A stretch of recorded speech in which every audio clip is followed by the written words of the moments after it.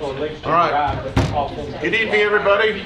If I had a gavel, I would strike it against the table. So for Christmas, you all can give me a gavel if anybody's still looking for items. Probably not. Thanks, Greg. Welcome to the December 4th Public Works and Planning Committee meeting. Welcome all commissioners and department heads and folks in the audience. We would like to get the minutes approved for the last meeting, and I would like to call on Vice Chair Steve Piercy for that, please. I have reviewed the minutes and they all seem to be in order. I move to be approved. Thank you, Commissioner. And we have a second. All those in favor of the meeting approval minutes, please say aye. Aye. Any opposed, any corrections?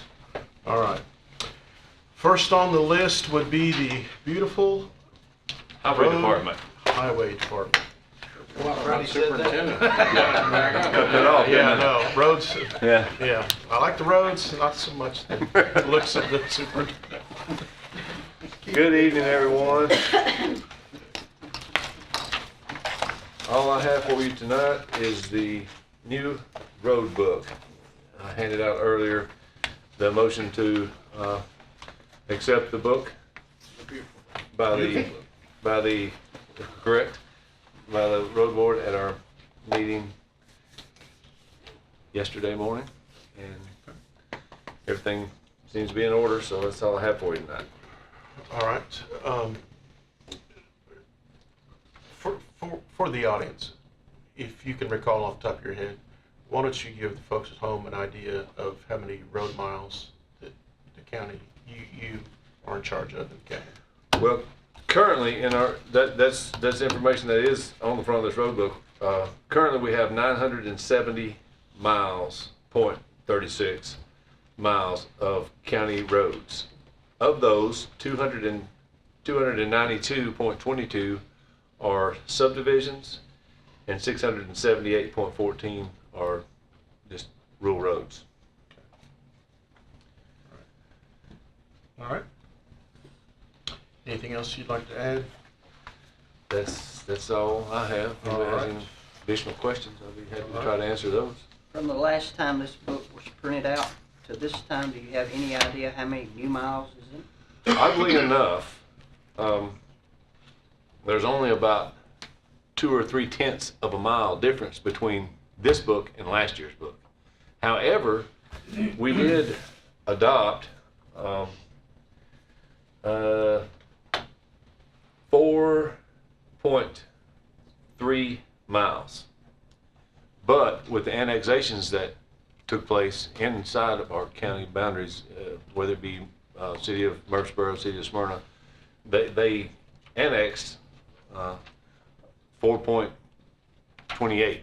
So, we picked up about less than a 1/10 of a mile difference between this book and the last book.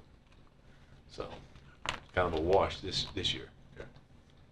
As far as gain, Net gain? net gain, yeah. A wash. Yeah. Okay. All right. We would probably need to make a motion to accept the, I make a motion to accept the road book as presented. we need a second. Second. All right. All those in favor? Any opposed? All right, ayes have it. Any additional questions? Although I didn't get one, I guess I just approved it. Should be in your mailbox. It's in your mailbox, yeah. Yeah. Okay, all right.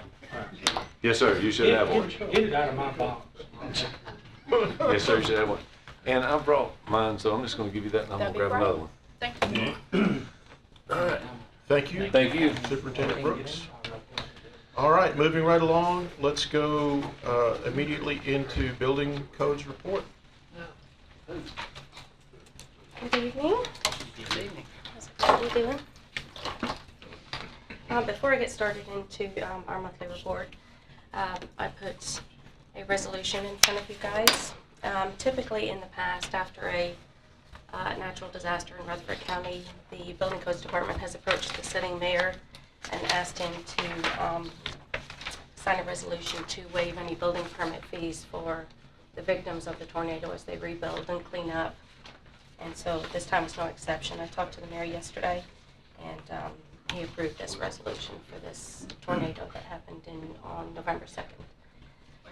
There's a list of the buildings that were damaged with it. We had a total of 42 buildings that were affected in some shape or form. Okay. Motion to approve. We have a solid motion to approve. We need a second. Second. And we have a second. All those in favor, please signify aye. Aye. Any opposed? All right. Thank you. That's a nice gesture. Thank you. Our building permits report, this month, we had a total of 190 building permits issued. 52 of those were single-family dwelling, for a total revenue of $75,074.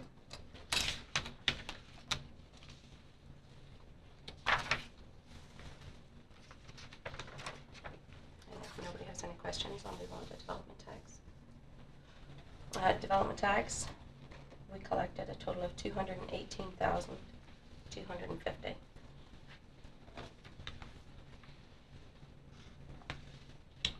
Again, for the audience that don't have access to the material we have, is that up or down from this time last year? That is down. The building permits, I just calculated them right before I came over, and we're down from this point last year, we're down about 10% You said on permits. on permits. No, on Development tax, I did. revenue. We're up on On last development year. tax revenue, but that, the apartment complexes within the city limits of Laverne, Smyrna, and Murfreesboro affect the development tax. So that one's not strictly Rutherford County. And we're actually up for this from this time last year on development tax. But we have had some major apartment complexes, one in Laverne, 2 in Murfreesboro. Jenny, what else do you have? And zoning compliance or zoning enforcement, we had a total of 120 inspections for the month of November. What are those mostly consistent? This time of year, grass shouldn't probably be an issue. Yeah, What is it? this time of year, it's mostly open storage, some junk cars, mostly open storage. Property maintenance issues mostly at this time of year. Are any of those escalating up to environmental court? Yes, we've had several in environmental court. We keep about anywhere from 4 to 7 every month. And typically we haven't heard any cases. We haven't had any cases be heard by the judge yet because they either get resolved, and they give them 30 days when we first get there, and they either get resolved before that 30 days before that next court date, or they give them additional time. Is Judge Ishod still the point person for She the is, environmental? yes. Okay, very good. Anything else? If not, we need to have a motion to accept those reports to archives, please. So moved. All right. Second. And we have a second. All those in favor, please signify aye. Aye. Any opposed? Thank you, Tanya. All right, thank you very much. Good night. All right, Doug, how about a planning report? I think we can do that. Evening, everyone. Hope everybody's doing well today. All right, first item, we have 2 items tonight. Our first item that we're going to discuss is our available lot inventory. You'll find that on your iPads under the planning and engineering report. This report, as you know, is broken into 2 sections. First section is the total recorded lots, and then the second is the list of lots that are in some part of the approval process but not recorded yet. Total recorded lots that are out on the ground right now, ready for permitting, we see 730. This is down just a little bit from last month, which was 734, and this time last year it's up from 683. I hate to say we're seeing an upward trend at this point because I don't necessarily think that's the case, but we were going down for so long, then it kind of leveled out and kind of waved around like that between 600 and 700. Now we're kind of in the low mid 700 range, so it's not trending up necessarily, but it's holding steady a little higher than it was. That's lots recorded, not being. There are no permits no- issued no yet, permits. correct? Yes, sir. That goes up, that suggests inventories collected. Correct. Yes, sir. Now, and again, this is just for the unincorporated areas. This doesn't count anything in the city limits, any of the municipalities. And then the total lots that are out in some part of the approval process is about 3,780 lots is what we're looking at. So those are lots that have been preliminarily approved, final plats that have been have been approved but haven't been recorded yet. They're just in some phase of development process. And your assessment of that number historically?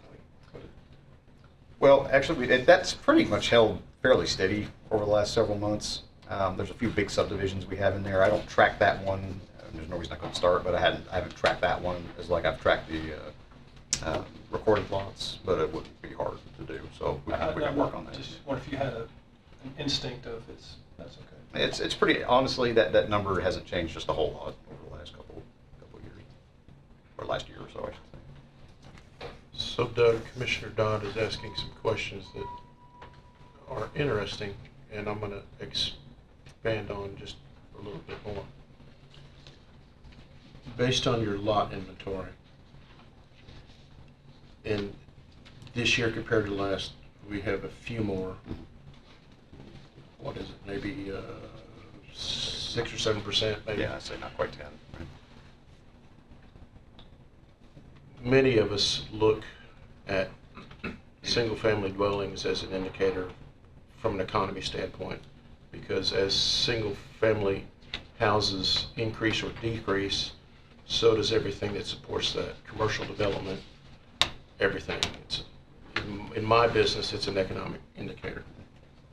So we try and pay close attention to what housing is doing. If you look at a 3-month period, or what kind of period do you look at as a planning director of, or is it a tell? Is it even a tell that if you have 3 or 4 months straight of surplus of growing lots, that may be an indicator that the economy is starting to flatten out, or you just have an inventory or an abundance of lots in the county? Right. Well, and it's hard to say that. I don't say I look at it and say, okay, these 3 or 4 months. It really, for the last year or so, it's really pretty much done this. Yeah. You know, it's been pretty much a wave, is really what you're seeing. Now, what I will say is, when I look at these numbers, and when I look at historically what's happened, you know, after the recession, when we were coming out of that, we were up around 1,700 lots when we started tracking this. Mm-hmm. And we bottomed out somewhere around 500-600, and then we started coming back up. What you kind of see, and I'm not surprised to see this number fluctuating like this, because as this time has gone on, for a while we weren't seeing as many new developments come online. What we were seeing were existing developments that were out there coming back online, and the available lots out there just being, you know, bought out and developed. Then we started seeing more and more new starts, you know, new subdivision starts, new preliminary plans, master plans, and those kind of things. New sections coming in that weren't on the books prior to that. So as we see more and more of those come through, like that other list, 3,800 or whatever it was that I said just a moment ago, that started trending up. And as we start seeing more subdivisions be recorded, I mean, that number is going to increase. And you got to look at time of year as well. We're getting into that time of year where we're just not issuing as many permits because things tend to slow down come the winter months. Come the spring, it should ramp back up again. So the fact that this went up a little bit, I'm really not that surprised, because I knew once those developments that are making their way through the planning commission at some point are going to be recorded, you're going to start seeing that lot inventory increase. Now, I think what will start alarming me more than anything is if we start seeing sustained upward trend over 6-7 months and we're not seeing as many subdivisions come in. Mm-hmm. We've already, as far as the plats are concerned this year, we've already passed the number of plats, final plats that we saw all of last year. Now, a lot of them have been 2-3 lot plats, you know, things that aren't going to amount to much as far as the lot inventory is concerned. We only track things that are 3 lots or greater because that's what's considered major in that regard, or what has to be approved by the planning commission, 3 lots and up, I should say. But it'll be interesting to see when we get the annual report done, you know, how many lots we compared, what we approved this past year as compared to previous years. Because, like I said, we could see a lot more plats, but they're all 1-2 lot plats. We're not seeing as many lots being created. So, Okay. but I think over time, when you start seeing a sustained over several months of that number going up, and that combined with permit numbers going down, if permits are still strong, which they are, I'm not as concerned. It's when the permitting slows down and the lots start creeping up because people are recording lots, but no one's buying them to develop them. That's when I start, my alarm bells start going off. Okay, good. Well, and that's key information that the mayor needs and everybody in the county, because, that certainly has a direct indicator of the fiscal health of the county. Is do people coming in or people buying houses? So, Absolutely. all right, thank you. All right, continue on. Yes, sir, thank you. There's no other questions on that. I'll move over to the zoning report. We don't have any rezoning applications for you to consider this month, but we will have some ordinance amendments for you to consider regarding what are called cluster box units or mail kiosks, as more commonly known. Staff was made aware back in July of this year that the U.S. Postal Service was going to change their mail delivery procedures. Curbside mail service would still be provided for those who already had mailboxes, your traditional mailboxes at the curb. But new residential developments of 8 lots or greater would be required to provide a facility for centralized mail delivery, a mail kiosk, or what they call a cluster box unit. The challenging part of this is this not only includes new subdivisions that are being submitted, but it also includes new sections of existing subdivisions. So in a lot of these subdivisions, you're going to see a mixture of curbside delivery as well as centralized mail kiosk, if you will. When we found out about this, of course, as we were told, the regulations actually took effect back in April. Of course, we were being told in July that this was the case, and pretty much we had to start doing this immediately, or the post office just wouldn't be delivering mail to these subdivisions. We researched regulations on these from various jurisdictions. This is fairly new to at least Tennessee. I've talked with several folks in the planning circles in this area, and we're aware of it, but a lot of them are just kind of trying to figure it out as they go, to an extent. I mean, that's pretty much what we're all doing, really. So we did some more research online and found some in North Carolina, some in Georgia that have been doing this for some time. And we drafted up some regulations based on that research. We had a work session with the Planning Commission back on October 22nd. We made some revisions to our regulations, which are here in your iPads. And we did have a public hearing based on those revisions at the Planning Commission's November 13th meeting. We did make a few other modifications to it, which is what is on your iPads. And the Planning Commission did recommend approval by a unanimous vote. I'm more than happy to go into these regulations as much detail as you would like. I can save it for the Board of Commissioners meeting if you'd rather. Basically, again, this applies to 8 lots or greater. There's going to be coordination with the U.S. Postal Service, and we've got contact information, although they're changing out. The person that we were using is actually not there anymore, so they've turned it over to somebody else.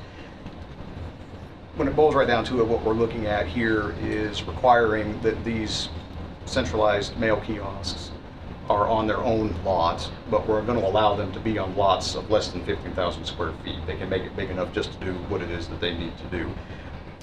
We're going to require them to be maintained by a homeowners association, and we're also going to require parking area to be associated with that. That can either be its own small parking lot if it needs to be, or it could, we see a lot of times in planned developments that have a amenity area, they can incorporate into their amenity area, or we would allow like a bulb out along the road where they can have a few spaces as they need them for parking. We just wanted to avoid cars in the street, people opening their doors right into the travel lane and things like that. So in essence, that's what we're requiring. We are going to require a site plan, probably not as stringent to the requirements as we would see with a traditional site plan, but we want to see a lighting plan for security. We want to see some landscaping. We just don't want to see a box, there. Again, parking, we want to look at that as well. So, but the big thing again is, this is not something that the county is going to be responsible for maintaining. This is something that the homeowners in that subdivision are going to have to maintain. So with that, again, I'll be happy to answer any questions that anybody may have on these regulations. And You mentioned like bulb out, you said the term bulb out. Yeah. So does that allow for some parallel parking? yes, that's essentially what it is. Yes, sir. Which can be in the right of way. Yes, I mean, it would have, a portion of it would have to be, yeah, I mean, of course, yeah. And we've already, we've been coordinating with the highway superintendent on this as well, so he's aware of what we're proposing.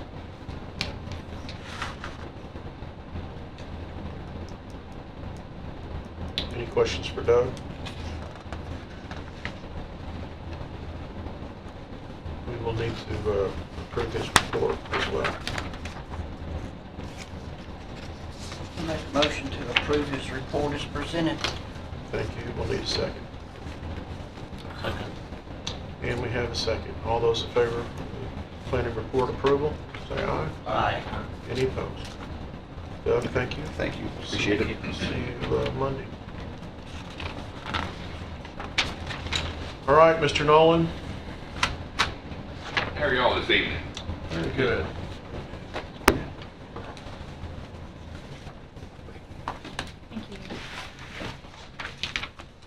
Of course, we've had a kind of a busy month, especially with the Thanksgiving holiday. But what I'd like to start with is on the landfill report. This is the financial assurance that we have to do with the state each year. And it's for our closed landfill, and it's assuring that we're gonna take care of the facility. They say for 30 years, we'll wind up taking care of it much, much longer than that. But each year, the money actually goes down. So if you go to page 2 of the report at the top, it shows you that it was $2,461,575.49. And it's going to $2,308,342.41. So it does go down each year. But what we're doing is agreeing to the state that if something happens, we'll pay that amount of money to fix it. There's no actual money there, that we've got money in fund balance that could cover it, but there's not actually a set amount of money sitting somewhere just for this. There's no collateral for this. It's a contract. Yeah. It's a promise. Mhm. Now, on the private side, like Middle Point, they have to set money aside in a special account for the post-closure care. Ours is old enough, they didn't do that back then, so we're still under the old system.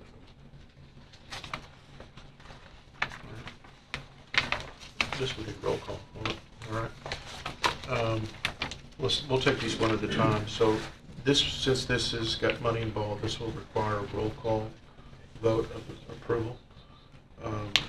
So let's go ahead and do a roll call for approval of this annual assessment, let's say.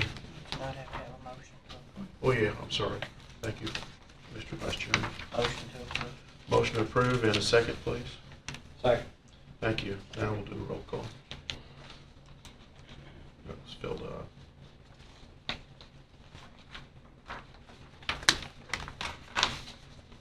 Discussion, please. You all find this in order and Yes, sir. it's what you've seen previously. And Yes, sir.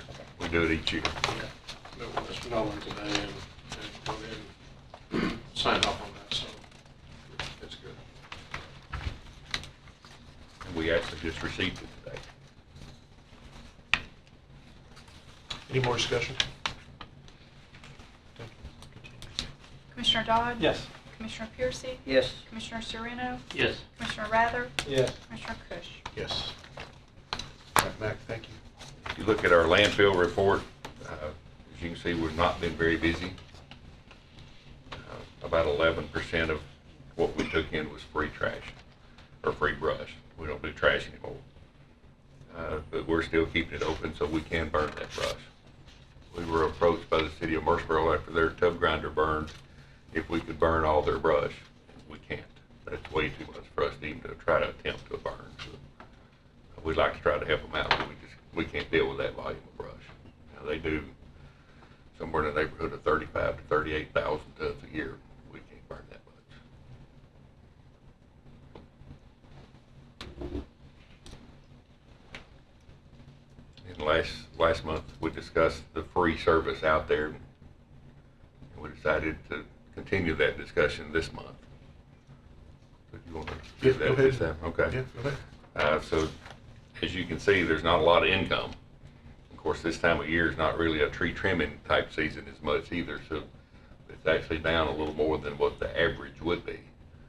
But what I'm asking is for y'all to consider not allowing anything going in for free, other than other county departments, like the highway department brings some stuff out there, so we wouldn't charge ourselves. All right, so if I'm on the correct page, the revenue was $4,619. Is that right, or am I looking at it wrong? Yeah, you're looking at the right one. Right, and that was for brush. for November? Yes. Okay, all right. How much of that is free? All of that? 627. Just the free service at the bottom, okay. Okay. That would be potential income received if you charge for this yardage. That's correct. So what would we have to do? Post a 30-day, put an article in DNJ and other news media, radio, that this is what our plan is to do, and start January 1 or February 1, something like that? January 1, I think, would be a little early. Okay. Proper notification is what I'm We trying need to to do get at. proper notification, and the mayor and I did not discuss this, but, you know, our new budget starts July 1, so if you wanted to do that, I don't know. All right. Mr. Mayor, what, you have a preference? I think that'd probably be appropriate if you got the road back. Yeah, all right. And the current fee is what? $30 a ton. $30 a ton. All right. I mean, while we're all sitting here debating this, do you have any inclination or desire to try and up that fee of $30? I'd love to, but we'd wind up getting it priced to where they do the wrong thing with it. Okay, all right. All right. If we change it to a charging surface, are you gonna let commercial use it? Landscapers? They use it now. They pay. They don't get it for free. Didn't we just have an instance where one wasn't allowed to dump and had to go to Republic to get rid of it? Was that some other type of material? That was, it wasn't commercial. I don't remember. I vaguely remember. Out of any- county tag. Out of county tag. If you have an out of county tag, you pay regardless. And that's what kind of started this discussion the month before. But our policy has always been, if you come in with a commercial vehicle or if it doesn't have a Rutherford County residential tag on that vehicle, then it's not free. But they can pay and dump. Yes.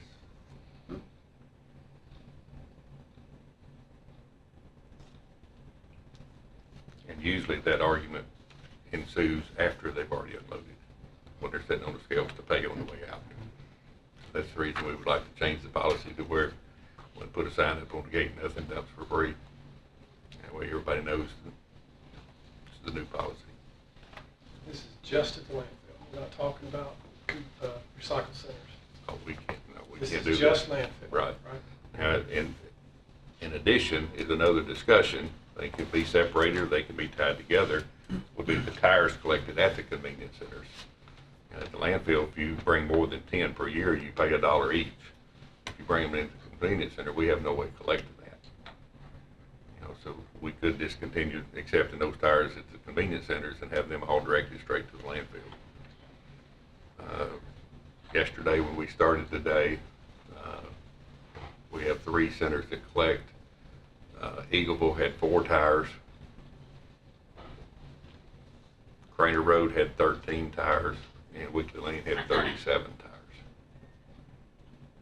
But we just collected Wednesday before. You send a special truck around to gather those up?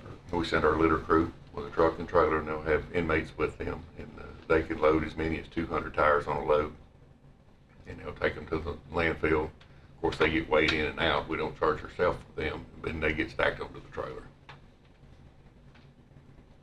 And our current deal is $65 a ton to get those tires recycled. That's through Liberty Tire. We pay $65 a ton. So are we charging now at the landfill to take them? If you're a Rutherford County resident, you can come in with 10 off the rim at no charge. If you have 11, we charge you for the 11. Do people do that? Yes. And then we're having to pay $65 a ton to get them ground Mhm. up, making money fast. And We're, about, we're truly breaking even. Really? If it's a regular car tire, the recycle cost is barely less than $1. So we're not covering any of our cost. We're just covering the actual, what we're paying out. I think you just answered my question. I was gonna say, how many tires make a ton? But I think you just said it costs about $1 to recycle, so it's about a wash, it's a wash. The number that they're using is not a really accurate number anymore because most cars don't run a 15-inch tire anymore. Yeah. You know, so the larger the tire, the heavier they are. But that dollar was based on a 23-pound tire. Yeah. All right, so if I heard you right, only 4 of our recycle centers actually accept tires? 3. 3, okay. We have 4 locations, the landfill being 1. Okay, And so we're kind of covered on north, south, east, and west of the county. all right. And then if I buy a set of tires at any tire place, they charge me a fee for taking my used tires. It's called a pre-disposal fee. Right. So when you buy that set of tires, it's $1.35 per tire. The dealer keeps 10 cents. He sends $1.25 to the Tennessee Department of Revenue. The state keeps 25 cents, and they send us $1. Now, most of the time, if you buy that tire, there'll be another fee on top of that for their handling or whatever, because that 10 cents that they get to keep doesn't cover their cost to transport it and everything else. So what that dealer does, we have 11 dealers with tire trailers. They have a contract between them and Liberty. We're not in that contract. They'll store those tires on the trailer. When they get them full, we provide a manifest for them. That way we have a way of tracking how many tires that they're sending. They go to Liberty, get recycled. Liberty sends the county the bill. The contract is with the county, not the individual dealers on the actual disposal. And as long as the dealer is actually remitting that $1.35 like they should, we come out. And we're very fortunate, more fortunate than most counties, that our dealers do the right thing. So the question appears before this committee is, which we talked about last meeting, is to consider that all vehicles entering, whether you're a county resident or not, at our current landfill, which accepts only brush and tires, are charged the standard rate. Mm-hmm. So basically, you're eliminating the local resident free of charge fee. Correct. And then in addition, or a side discussion would be, do we charge $1 per tire or some fee at the 3 recycle centers that take tires to all comers? And that would have to be cash only, I would assume. No, we don't charge at centers. We just won't accept them there. They would have to go straight to the landfill. We don't have a way to collect the money at the centers. Okay, so you're saying don't take any tires at any recycles anymore? That's correct. They would have to go to the landfill. I see. Okay, I misunderstood that. All right. So that's the question before us, so let's debate that. You're concerned that a fee will compel some citizens to dump their tires back on the shoulders? Absolutely, there is a concern for that. Now, we experienced that already. You know, so could that get worse? It could. It could. Most of what we believe, of course, you know, our own opinions do count a little bit. Most residents won't have but 1 or 2 tires, maybe 4. When we're picking up tires on the side of the road, it's usually anywhere from a dozen to a pickup truck load. So my thought is that's probably not coming from a resident, it's coming from a little small business somewhere. And they can bring those tires out and take them as well. They're not part of the new tire deal when they're doing used tires. And then to help you a little bit more with what you were saying, if you come out there with a pickup truck load of tires and they're all off the rim and you have not counted them, then we charge you $65 a ton. because that's our rate. And the way that's been set up in the past was, and it's never changed since I've been here, it's all the same price. But that charge, the way we passed it years ago, was the current rate that we pay. So if next week ours goes up to $75, then it's already in there that we can go up to that, but we cannot exceed it. So what you're wanting to do, Farmer Bob comes with 11 tires, charge him $11. Yes. What if he's got 50? If they're all car tires, it'd be $50.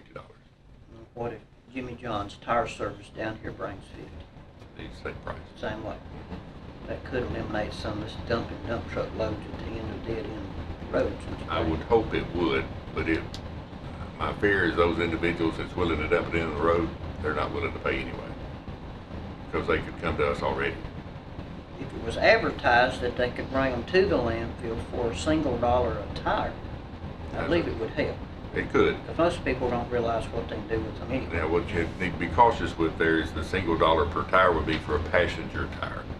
Even if it's a 17, 20-inch passenger car tire, it'd still be $1.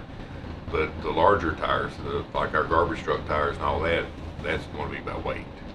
What about tractor tires? Same weight, by weight. 65 a ton, or whatever your Liberty contract. Right.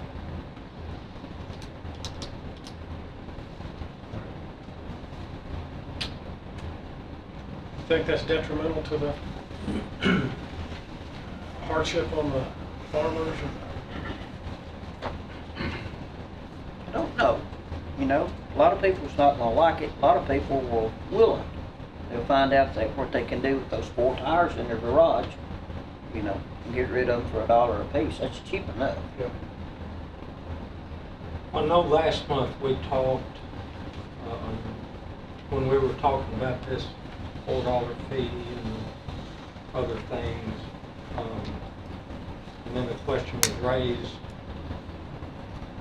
you know, well, we're gonna start charging at the convenience centers, and the answer was no, that's free. So, It's truly not free. well, I understand. Okay. There's more cost to it than I realized, and it's non-monetary, but anyway. I'm glad we moved it to this month, because I think last month we were all kind of trying to process it and couldn't really think through things, but, you know, I don't want to pay any more money, so I think I'm pretty much like everybody else. I don't want to pay any more money. I pay enough for everything else. However, I don't think we need to be losing money. And I know the convenience center does have a financial cost to it, whether anybody shows up or not. You've got a guy sitting out there that you're paying. We're going to talk about that a little later. Okay. And then, you know what all of a sudden hit me? I'm generating garbage every day in my house. And twice a year, I will have a burn pile. It just happens. Nature does that. So it's not like I'm generating brush every day and I'm going to dump it and have to go back 2 or 3 times. Shoot, if you go out there one time, you've spent more than $4 in gas to get there, unless you live next door to it. And again, as opposed as I am of, you know, I think last month we talked about feeding people for every little thing. I don't believe in that either, but I believe if there's a real hard cost to the operation that you run out there, and I don't see our costs going down. So if we're talking about brush that's generated once, maybe twice a year, then you're looking at $8 at the most. If they come 3 times, you can do the math. It's not that hard to swallow. And the tires are a bigger issue because we're turning around and having to go to the convenience centers and pick them up and come back. And so I couldn't agree more with $1 a tire, I was gonna bring up another figure, but I'll go with $1 a tire, since that's what you recommend. Well, the way we're set up is, what was passed years ago, is all we can charge is what we're actually paying. Okay, So there's nothing in there for operational costs or anything else, it's just the cost of disposal. right. So we're limited to that unless that gets changed, and I'm not proposing to change that. I mean, I'm not opposed to changing it, but that's not what I'm asking for. Well, it just, again, between last meeting and this meeting, I was like, wait a minute, I got 4 humans and 2 canines in my house, and we generate garbage every day, all day, seems like. But we're not generating brush every day, or every week even. It's once or twice a year. Well, and most folks, I've got to buy a set of tires from Old Town Truck. That's going to be 6 tires. I'll pull it in and let them put 6 new tires on it. I'm not bringing those tires back home with me. That's what I think And about. I'll bring one home, switch it over for a spare because my spare is blown out. But as far as just going in, now there's some people that want to take them home. Years ago, you'll remember the farmers had trench silos and they covered up with a tarp and they put the tires on top of the tarp, keep the tarp blowing, to keep the rain out of it. Very few farmers do that anymore. But there's still some farms that have those tires still there. They've never gone anywhere. We got notification out in the Rockville area, there's a large area that's got a lot of tires on it, and there's some grant money available for that. The state asked, if the county want to apply for the grant and clean those up. I said, why don't you just give the family the grant, let them do it? Why does the county need to do it? They didn't have a response to that. And I'm just gonna speculate here, I have nothing to back this up, but I just have a feeling that those who are dumping a whole truckload of tires somewhere, they're gonna do it whether you charge or not. They don't drive over there, they're gonna find a remote place and they're gonna dump them regardless. They may not even know what the fees are, but they're just gonna drive out there. Right. So would you like, Commissioner Rather, would you like to just turn that into a motion? Well, I can, and then others We can still discuss debate it, yeah. I'll make that motion. Yes, that we charge $4. I think it's what we discussed last. For the brush, it's $30 a ton, and there's not a minimum. I mean, we have customers that come in there and pay $1. Where did the $4 come from last meeting? He had enough weight at $30 a ton for it to be $4. Okay, so,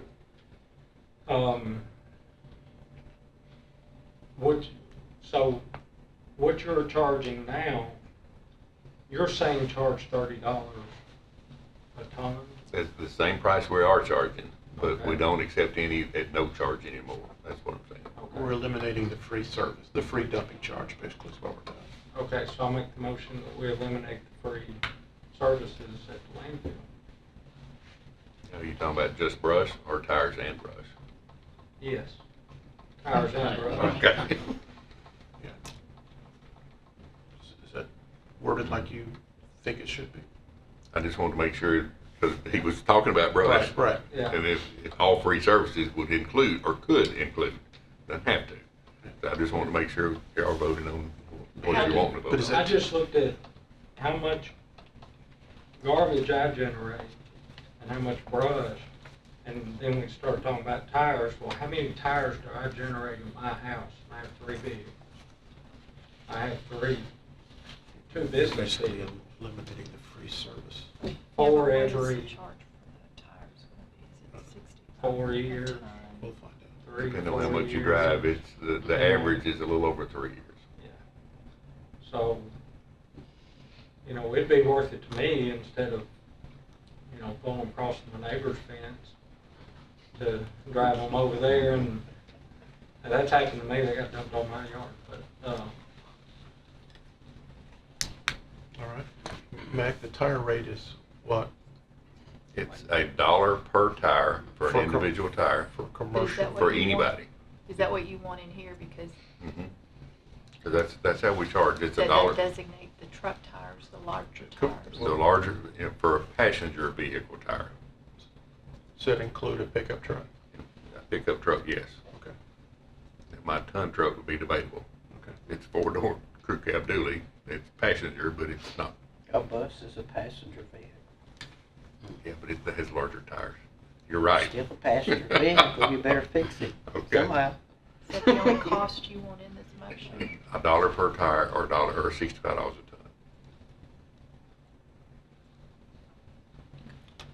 How do you fix the bus issue? You're right. That'll come up. Would wheel diameter do it? 22 and above or 17 and above? But No, 'cause I know some cars have these low profile you tires. got 1-ton trucks with 16-inch wheels on them. well, mine's a 16, but Those are passenger, our garbage trucks are 22.5s. but the 16s are passenger, truck or car, it doesn't.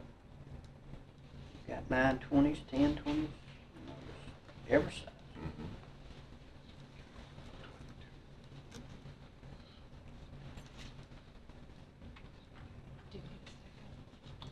Well, let's make sure we get this cleaned up first. I'm kind of deferring to Steve, Yeah. I just trust his knowledge about Yeah, that. you guys are the wheelmen. If there's a break point that do we need to clarify that in your opinion? We need to do it in some manner, and the easier way to do it would be how much does the tire weigh? You know, and tires are heavier than they used to be. It used to be there's 23 pounds a piece. I don't know what those newer tires weigh. They're probably more than 30. But But I'm a not large, gonna know what my tire weighs, so you can't do it by weight. but if you get into the school bus size tire, those tires are going to weigh close to 100 pounds. So if you say 60 pounds or less or something like that, now I don't know if that's the right number or not. And you've got these small buses, that are passenger also, special ed. Yeah, but it used to be 16. I don't know what they are today. How do we make it simple? Is that private passenger? There you go. It's private passenger. Well, but if a tire shows up on the back of a flatbed, how are you gonna know where it came from? Or a Prevost bus, that's private if you own it. What diameter is stamped on the tire? 22 inch, 22.5, whatever. If it's stamped on the tire, does that help your technician? Any diameter above a certain? But, Commissioner, Steve, going back to the Prevost bus, that's commercial tags. They don't have personal tags. Even if it's private owned, like for a motorhome, I don't think so. And a commercial motorhome won't be private, it'd be individual use, but it could be commercial, I don't know, so I can't argue that. like the county, they're privately owned school buses that run in the county, but they run a regular car tag on those. No, they don't. They used to. 2 years ago, it was changed. Okay. The Department of Revenue and Safety changed that 2 years ago because Okay. Ms. Smith, Florissa Smith, wanted personalized commercial tags, and I couldn't get the department to do that. Okay. She wanted BART 1, BART 2, BART 3. But they're all running commercial tags now. You tell us and we'll put it in the minutes, put it in the motion. Put in there $1 each or $65 a ton. That way we're covered. If it's too large of a tire, we'll just charge you $65 a ton, and we're still breaking even. Okay, I've got this for you. Charge We $30, still need to take them.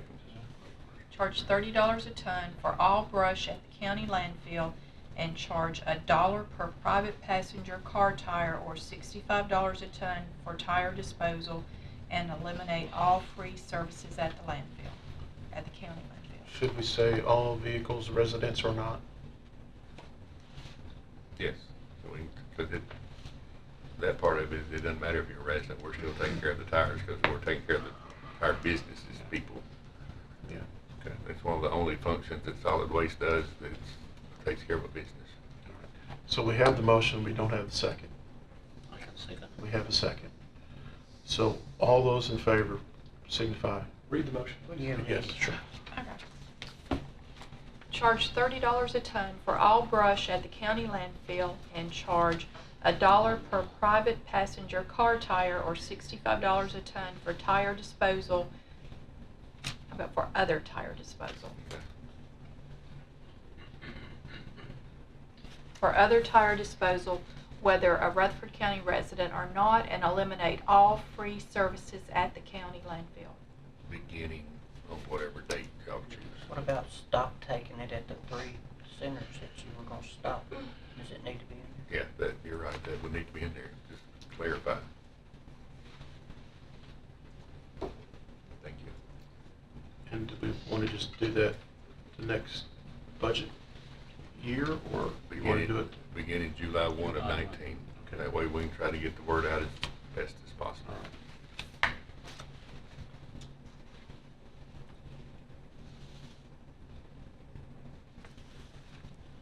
Are you happy? Oh, yeah. Okay, all right. And you got to July 1st? Okay. All right. We have a second. We've read the motion. Now we'll vote. All those in favor of this new motion, please signify by aye. Aye. Any opposed? Okay, that motion carries. Mac, continue on with your list. You mentioned convenience center costs, so, and everything we're talking about is for the month of November. And to give you a little idea of how our operation works, let me share some things with you here. There's not enough for everybody to have one, but y'all can share a few.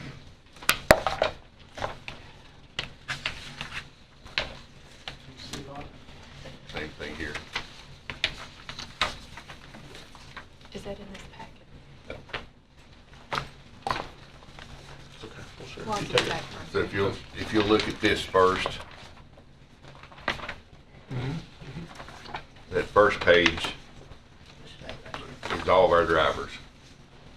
So at the very top, you're looking at roll-off. Mike, we're looking at this. Oh, you're looking at this one. This, We don't have. We don't have Spread. this one. that's one I just handed over there. We have this one. Right. Oh, this is Here, it. yeah, the very first one, numbers 2 through 29, that's roll-off trucks. So that's our roll-off trucks, and outside that, you've got a driver's name and you have their work schedule. We operate 7 days a week, so the month of November has 30 days in it. We ran 29 of them. We did not run Thanksgiving Day. And then below that number, you have 1A through 26 and 22, that's front loader trucks. And you have the 2 drivers that go along with that and their work schedule. And then below that, you have our mechanic and our truck foreman. Other than those listed on that, we have 8 other full-time employees. Our heaviest full-time employment is in the driver's section. If you'll go to the next page behind this one, it says Christmas Eve, Christmas Day. You'll see how we're adjusting those schedules to service these centers. We're closed on Monday. Christmas Eve is on Monday. Christmas Day is on Tuesdays. We will be closed Christmas Day. But our drivers will still work a 40-hour week for the rest of that week. And we'll need to do that just to keep the centers open for that week. And then if you look at the page behind that, it says New Year's Eve and New Year's Day. We work New Year's Eve. We don't work New Year's Day. So that shows you how we rearrange the schedule for all these drivers to continue that type of service. So we stay pretty busy trying to keep all that going. The day after Thanksgiving is always a busy day. The day after, when I get back to the office tonight, I'll populate these sheets for what happened today. The day after Thanksgiving, we had 14 trucks on the street. Only 13 drivers. We ran a front loader truck to pick up papers in the centers. He got finished with that at roughly around 7:10. And then he hopped in a roll-off truck and finished his day. With all those drivers working, trying to keep ahead, and we did. We stayed caught up. I dispatched 75 loads. They dumped 74 and brought one to the yard. 75 loads is all we had. We didn't have anything else to do. And then when we started on Saturday, we had 10 trucks on the street. And started bringing some of those in early because we was running overtime to do it because the residents had stayed out too late Black Friday shopping, I guess, and didn't bring anything in. But we have to adjust our schedules to try to do that. And I'm very fortunate that I have a group of drivers that understand what it takes to get our garbage done. So this schedule was posted toward the end of October. So they had plenty of time to realize what's expected of them. Also, when we start the calendar, when we put up the new calendar for 2019, the first thing that's going to be on that calendar is when they flip to the December, the week of Christmas and the week of Thanksgiving, there is no vacations. We just cannot allow anybody off because we're going to need everybody we have. So that's what it took to get us through this month. Now you've got this sheet. You got some of these sheets in. This sheet is the month of November. And what I did was, when you look at this sheet, which y'all get every month, this sheet shows you what gets hauled out of each of the centers. Also in there, it has listed the hill yard. The hill yard is what we use when landfill closes at 11 o'clock on Saturday. All the loads we haul after that, all the trash loads, go to the hill yard for storage. All day on Sunday, they go there for storage. So the hill yard doesn't tell you where those come from. The way I track the loads, I went back yesterday while they was doing a steering meeting and pulled all those loads out from each of those locations, put them back in with those loads, the right location where they came from. And then I ranked the centers on how busy they are. So if you look at that list, Weekly Lane, of course, is the busiest center and arguably the busiest center in the state of Tennessee. So out of the 29 days of November, we hauled 176 loads out of there. 35 of them were recycled, the rest of them were trash loads.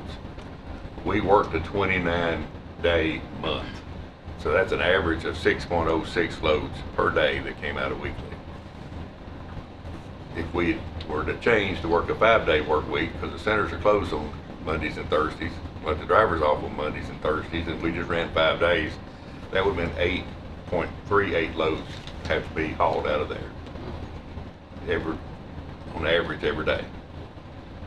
We can't keep up doing that. The centers are too busy. But if you'll look at that list, 1 through 5, the top 5 centers, Weekly Lane's downtown Smyrna, Sand Hill is Laverne, Rock Crusher is just the south side of Murfreesboro, Walter Hill is the north side of Murfreesboro, and Almaville is the west side of Murfreesboro, Blackman area, plus the west side of Smyrna.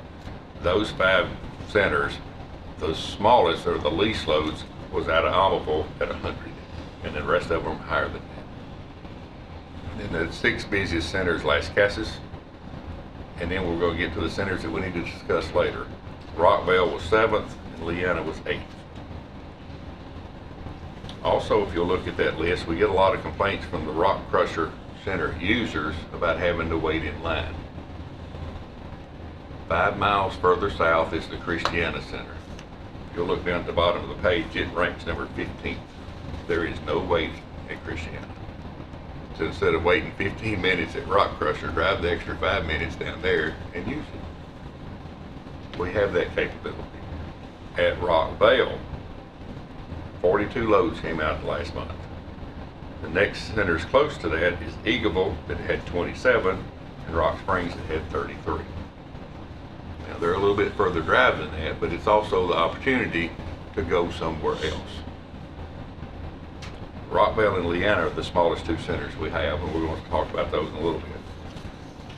But if you look at the bottom, the last column or the next to the last column from the right side is 32.81 loads per day. That's what we have to average 7 days a week to keep these centers hauling. Now in that average, you have to remember Sunday we're only in keep them open mode. Sunday we hauled some recycled loads and actually got to dump those.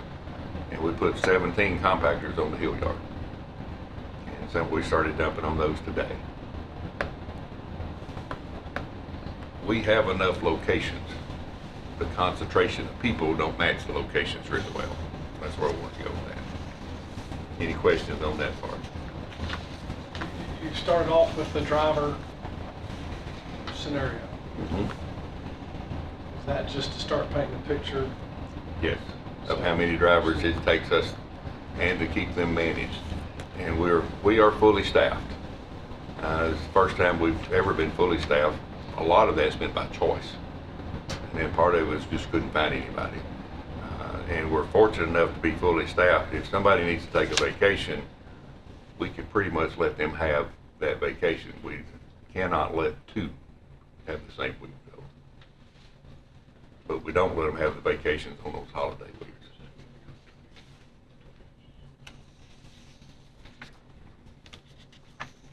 Commissioner Rather, you asked about price. Our average cost to operate a truck is $103 an hour. When I populate the sheets that keep up with what they've done, is only the productive hours of the truck. If they've been broken down or they stop for lunch or whatever, all that gets taken out. That includes the driver. Right. Yeah, that cost per hour for 100, that is everybody in this convenience center budget. That's my salary, office, center attendants, that's a loaded up cost. 100. Mm-hmm. So the productive roll-off truck hours, the ones that hauled to convenience centers for the month of November was 1,478.25 hours. At $103 an hour, that's $152,259.75 is what it costs to run those trucks. That's for last month.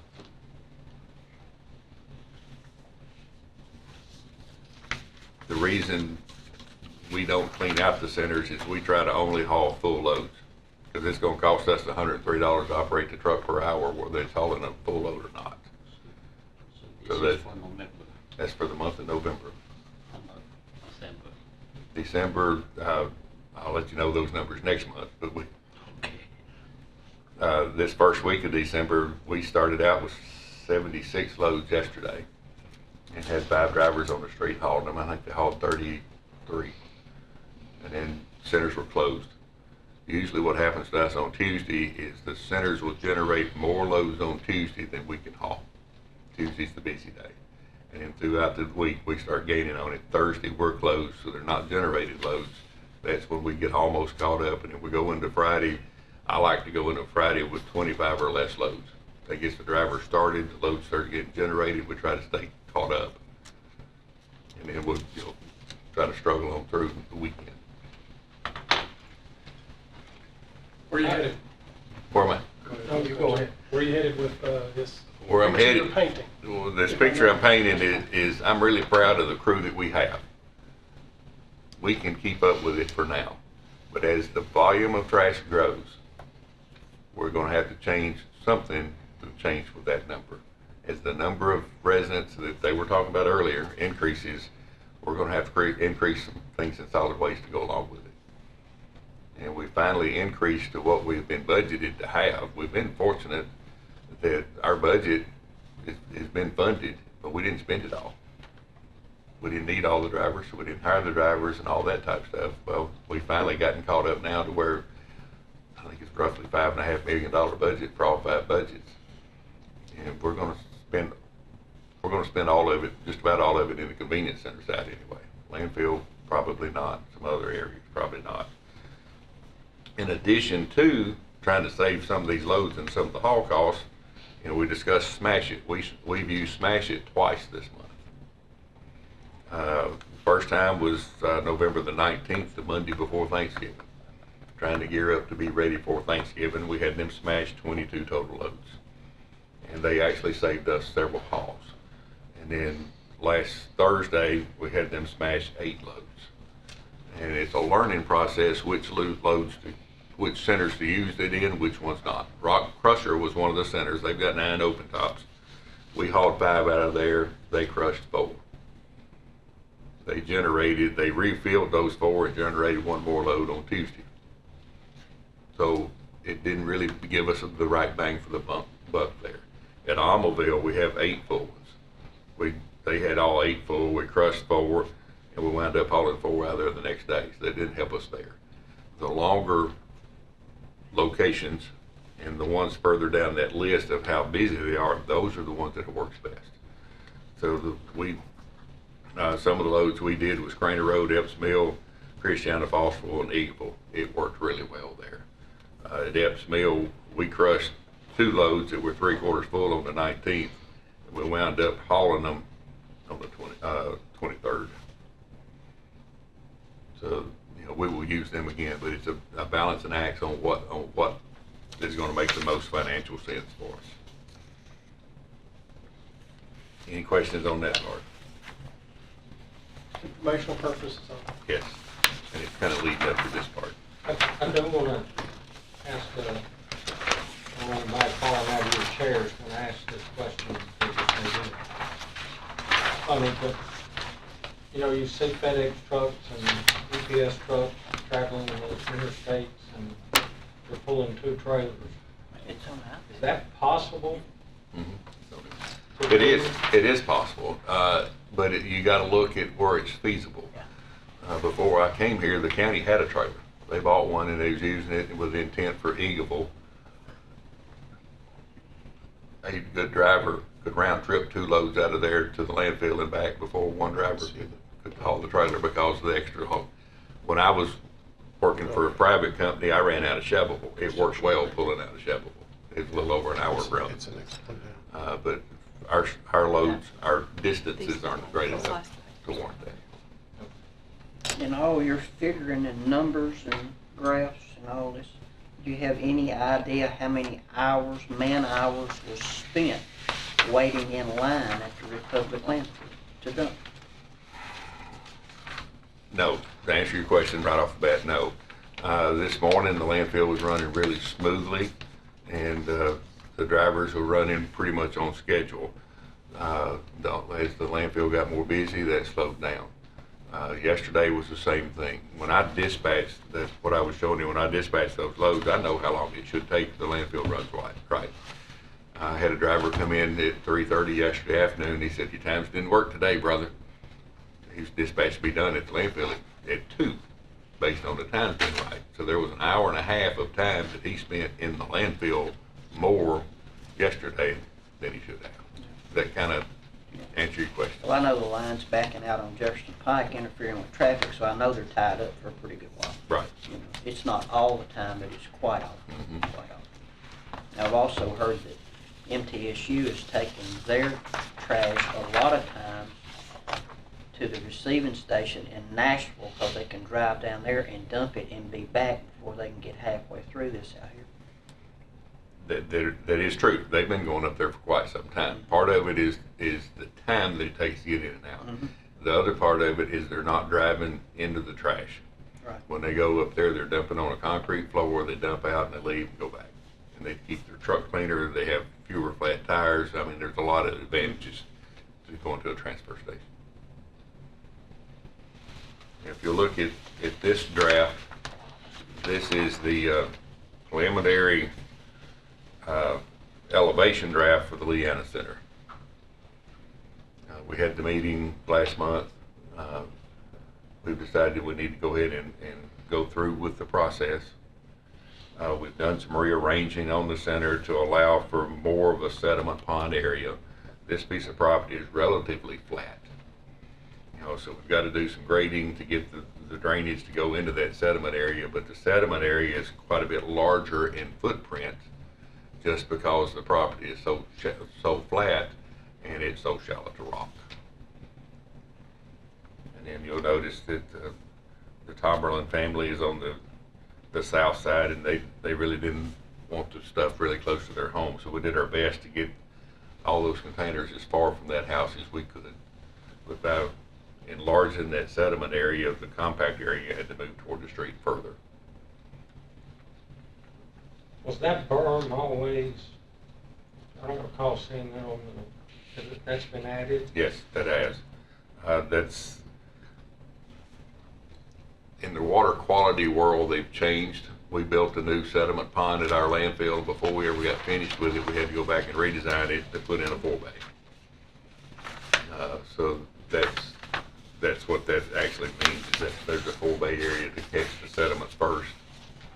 So the road going in the plans I saw in this one, unless I'm blind, it doesn't indicate how many, it was a 3-lane into it. Right. Is This that one, what this is? or this is one, it two? this one is only 2 lane. Okay. Because we had to move everything forward, which shortened our distance from the street, so we had to get a little bit wider on it. Right.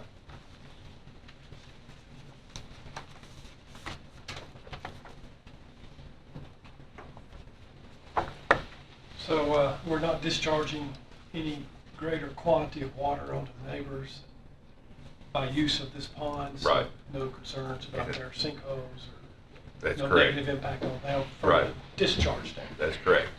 The Triad is the consultant team we've worked with, and they calculated the waterfall for the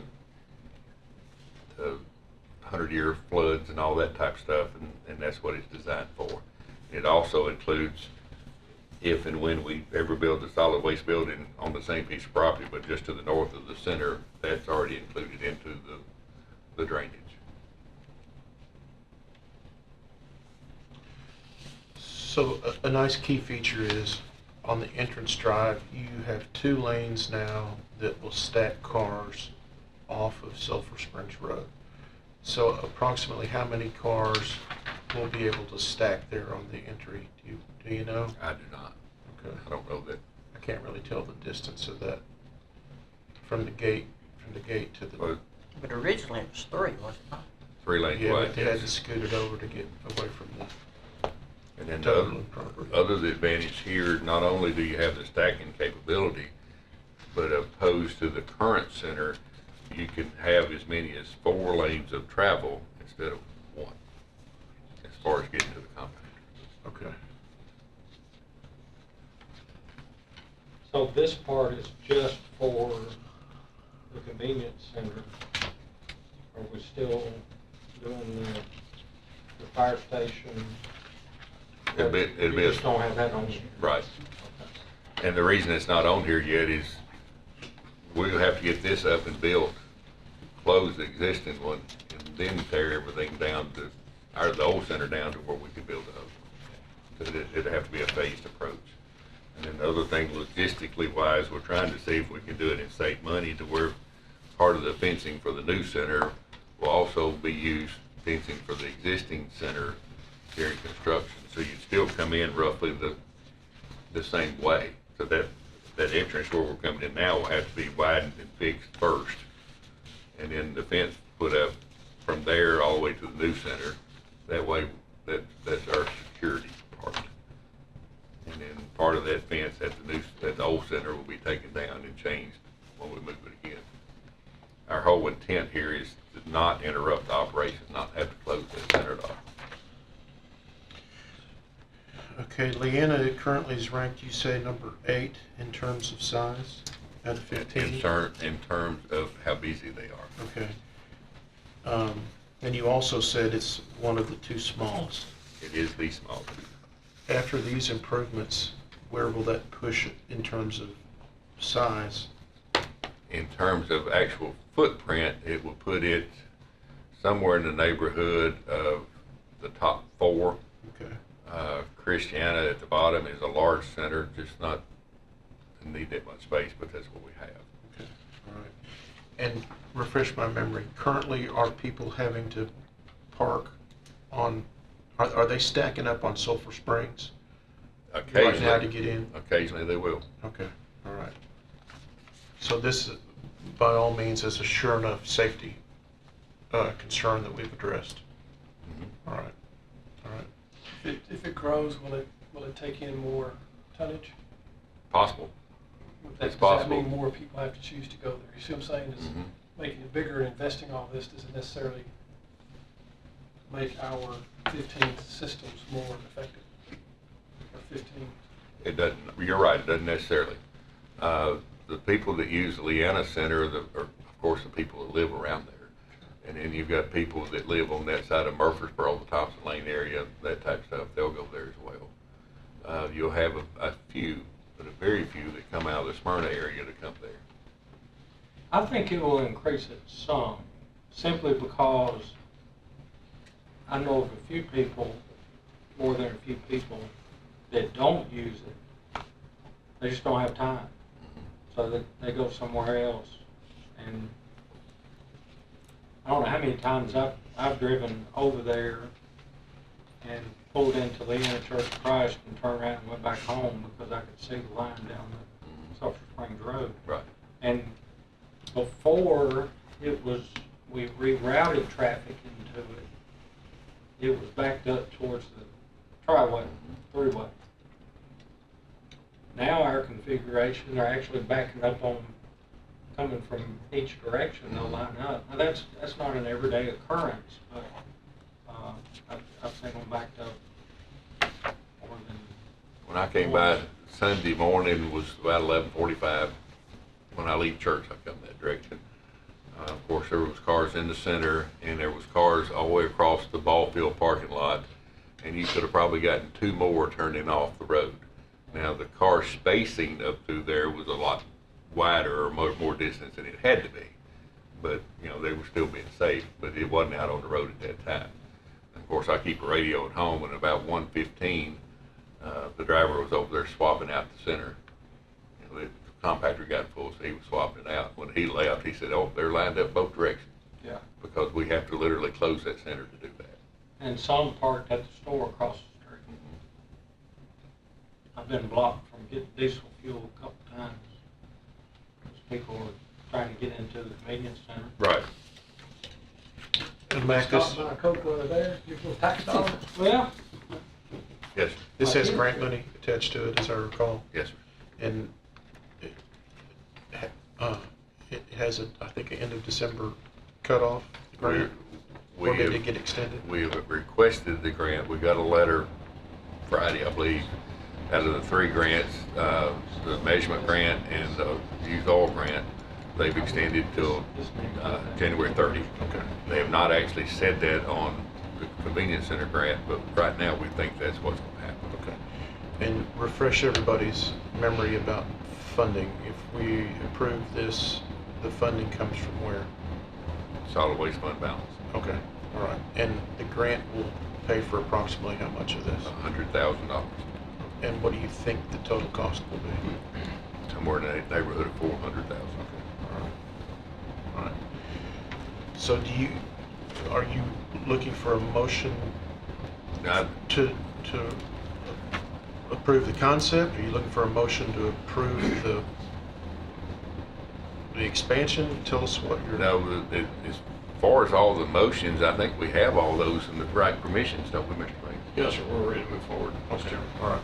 All right. We just wanted to share with you what we have, and our architects are ready to actually draw up the site plan, and we still have to go through codes and planning and do all the permits, everything that everybody else has to do. Will there be any landscaping around it at all to Absolutely. soften the impact? Absolutely. You would have to Did meet. you make the comment that you were gonna try to make one of the Yes, nicer sir. As a matter of facilities? fact, I talked to Mr. Nolan today, and I asked him, instead of putting the white privacy fences, we told the citizens, I think, out there at the private, at the public hearing, that we were gonna make this the model of all of our convenience facilities. Privacy fence, and I asked him, it may cost us a little bit more, but don't put a white 6-foot privacy fence. It's just gonna get nasty and dirty and green, black mold on it. See if we can pay a little bit more and get a brown plastic privacy fence, and then we'll do double landscaping around the exterior. We're gonna concrete or pave inside where it's gonna cut down the dust. So it's gonna be the model for all of our convenience facilities. And then with the buffer requirements through the codes, we're required to have so many so many trees and bushes per foot. correct me if I'm wrong, Mac, but the drive into it, is there not greenery on both sides of that? Yes. Okay. Proposed. Now, the greenery going into the driveway, the greenery on the right side is gonna have a tough time living because it's gonna be so narrow with asphalt on both sides. Fine, deep. All right, so it sounds like we don't need a motion. We've already made this in the past. Right. But I guess as a body, are we all in agreement that this meets our expectations and we're okay sending this to full commission? If we even need to do that. We've talked about this so many times, I'm forgetting on where we are in terms of if full commission needs to approve this still, or if that's already been done or not. As far as I know, please correct me, Mr. Mayor, I think we have all the approvals we need. We do, but I don't think it's gonna hurt anything to let To the double- full commission to weigh in double on dip. it. You got full approval next week. Okay. You know, just one more week's not gonna hurt. Right. Bring everybody up to date, because it's been such a controversy since we moved from Rockville to Right. Leano. We had the public hearing. I think Different designs, everything's changed a little bit. I think if the full commission has the opportunity to vote on it, and we put it to bed, give Mac the green light, I think we've done our due diligence Okay. on this. So I guess it may be redundant, but I think I'd like to just show by affirmation that we support this plan and would send it up to full commission. First, I'd like to hear from the commissioner of the district where he stands on it. Well, let me tell you the responses I have gotten, even after the informational meeting, but even before that. This should have happened a long time ago. I bet I've heard that 50 times.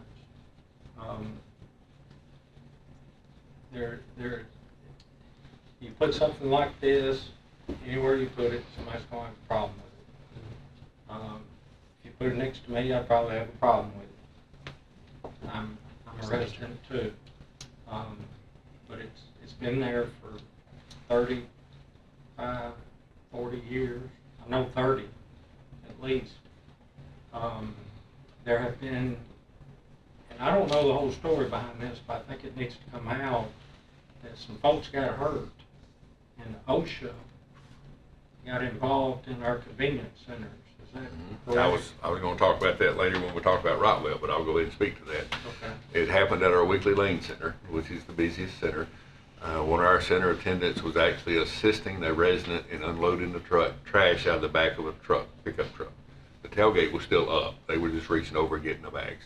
Our center attendants are not required to do that, but they use common sense and they help. While that was going on, there was a person in the vehicle waiting and got distracted by looking through the mail, released their foot off the brake, and rolled into and crushed our center attendant between those two vehicles. He was life flighted to, he was carried by ambulance to Smyrna and then life flighted to Nashville. Missed almost 9 months worth of work. Crushed his femur, crushed his artery.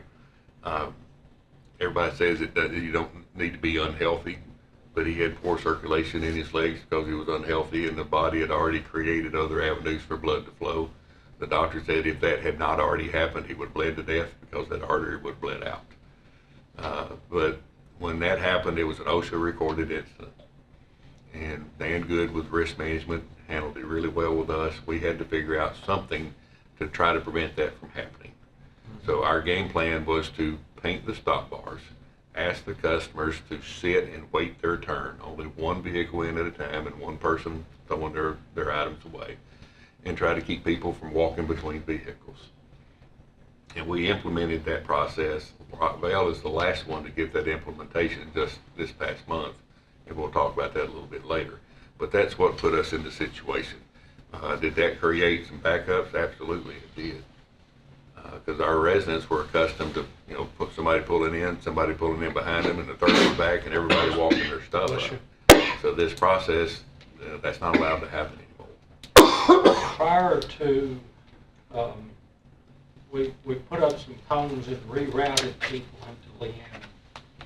Try to relieve them off the road, and there's a bunch of signs out there you really have to stop and read them and pay attention to them, that only one car can be at that one compactor we have at a time.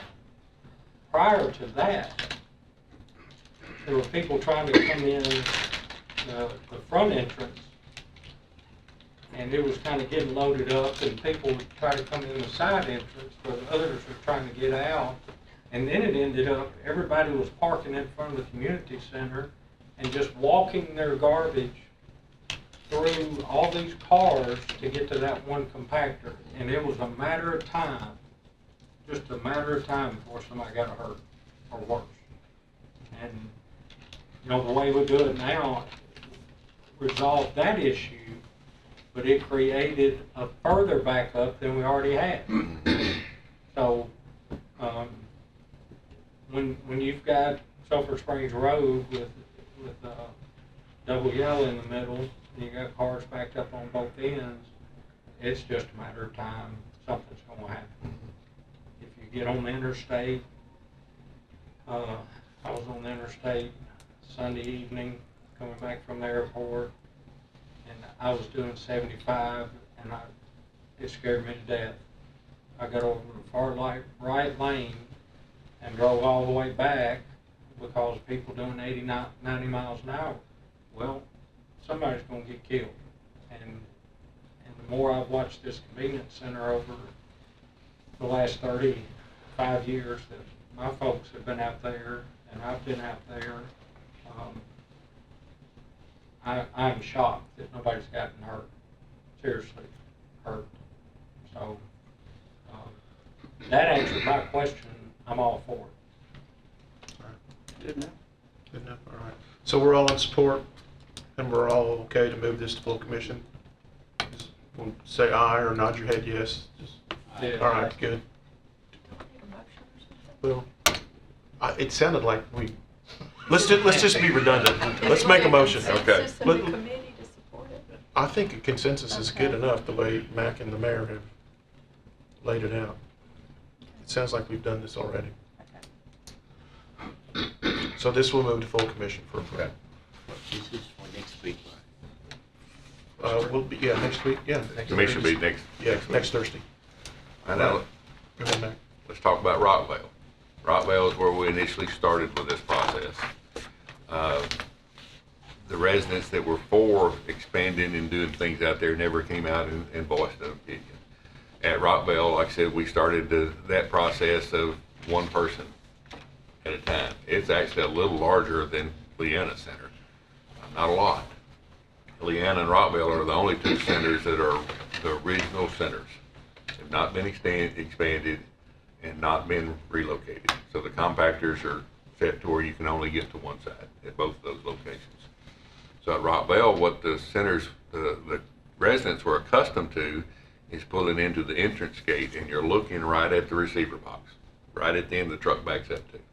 So when the truck backs up to get that box, you can't get in the center anymore. What they would do is drive along beside the box, they get to the end of the compactor machine itself, turn right, back up. The next one, do the same thing. They would get as many as 5 cars wide doing that. Luckily, nobody ever got hurt. Now you can look at the awning, the post awning, they're all caved in where somebody backed in too far. But that's what they were accustomed to. So when we started this process, one at a time, then they're backed out on the street both directions. And trying to convince people, no, you have to sit and wait your turn. They're not happy.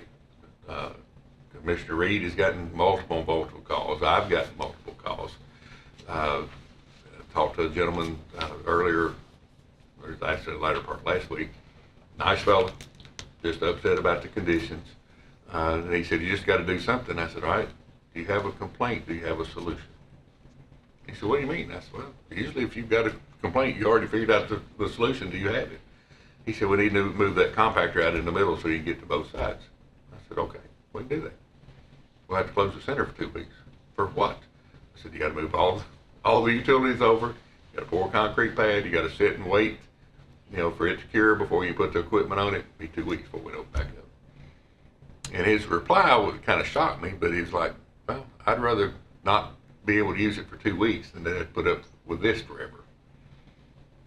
Commissioner Reed and I have spoken, and if y'all want to, welcome for him to come up and speak about it as well. We need to do something. There's been a suggestion that the way that Packer doesn't sit as close to the property line as it does in Leanna, and there's actually enough space to park a vehicle between the receiver box and the fence to make that a lane of travel. Okay? The building behind it, the little shack that they have, will have to go away because it's not lined up properly. And then there's a building on the other side of the fence that's a storage building for the fire department. You'd have to take out that back fence, take out that building, and loop them out the driveway of the fire department, or to bring them back in some other way. If you you're not cautious there, you're gonna wind up blocking that fire truck in. You know, it's actually 2 acres of property there, it's shaped like an hourglass. So we're using the bottom half of the hourglass, and then there's the fire department building, and then you have the rest of the hourglass, which is all sinkholes. You know, so it's not a whole lot of property there that you can manage. Across the street, the county owns that piece of property, but the store building became an issue. So that's the reason we haven't done anything. So we're open to suggestions, but we still need to follow the safety rules. Could we ask Mr. Reed if he has suggestions on how to fix it, or if you don't know how to fix it, or if you can't think of anything, that's fine. I just wondered, you're out there. Commissioner, this is deja vu all over again. Mm-hmm. I was here once, 2 years ago in December. I know what I inherited. Yeah, I know what you inherited. And we had a suggestion, and I think we had a good suggestion in what we were working with. But as I said, I've been in that rodeo, and I bucked and I got thrown around and that sort of thing. But what we've got right now, I'd love to have a Saturday and Sunday back. I don't have it. My phone rings continually, and people I thought was neighbors call me different things at different times on Sundays. But what we have right now, we not only have traffic that's just backed out on both sides, they're crossing 2 main county roads of traffic. This past Sunday, they were out the center, down the front, across the front on the other side of the road, out across Versailles Road, out across in front of the Masonic Lodge, and out that way. There was almost three T-bones almost out there. You've got people coming on Old Rock Bell Road. They come to that curve where that old store sits, and it actually sits on the right-of-way of the road. When you're coming from the Murfreesboro direction of that road, it blocks the vision, so the people there don't see from that direction. I come through there the other day trying to watch this traffic. 8 bicyclists were coming from the Old Rock Vale direction. They come through there as if they were in the Grand Am, all dressed alike, moving at a very fast pace. And they turn up Versailles right in front of all this traffic through there. So that's going on there too. If I had that answer, I guess I'd, you're putting a size 12 foot in an 8 shoe is what we've got right there. Yeah. And these people are like just what you said about yours. They're just not used to this one waits and one doesn't. But I went to Publix today and run into a lady there, and I think she's already called Mac once, and then she jumped on me again today as I was checking out my groceries. Like, what are y'all going to do about this where somebody gets killed, as you were talking about there? And it is. It's an accident looking for a place to happen in the way that we're doing this.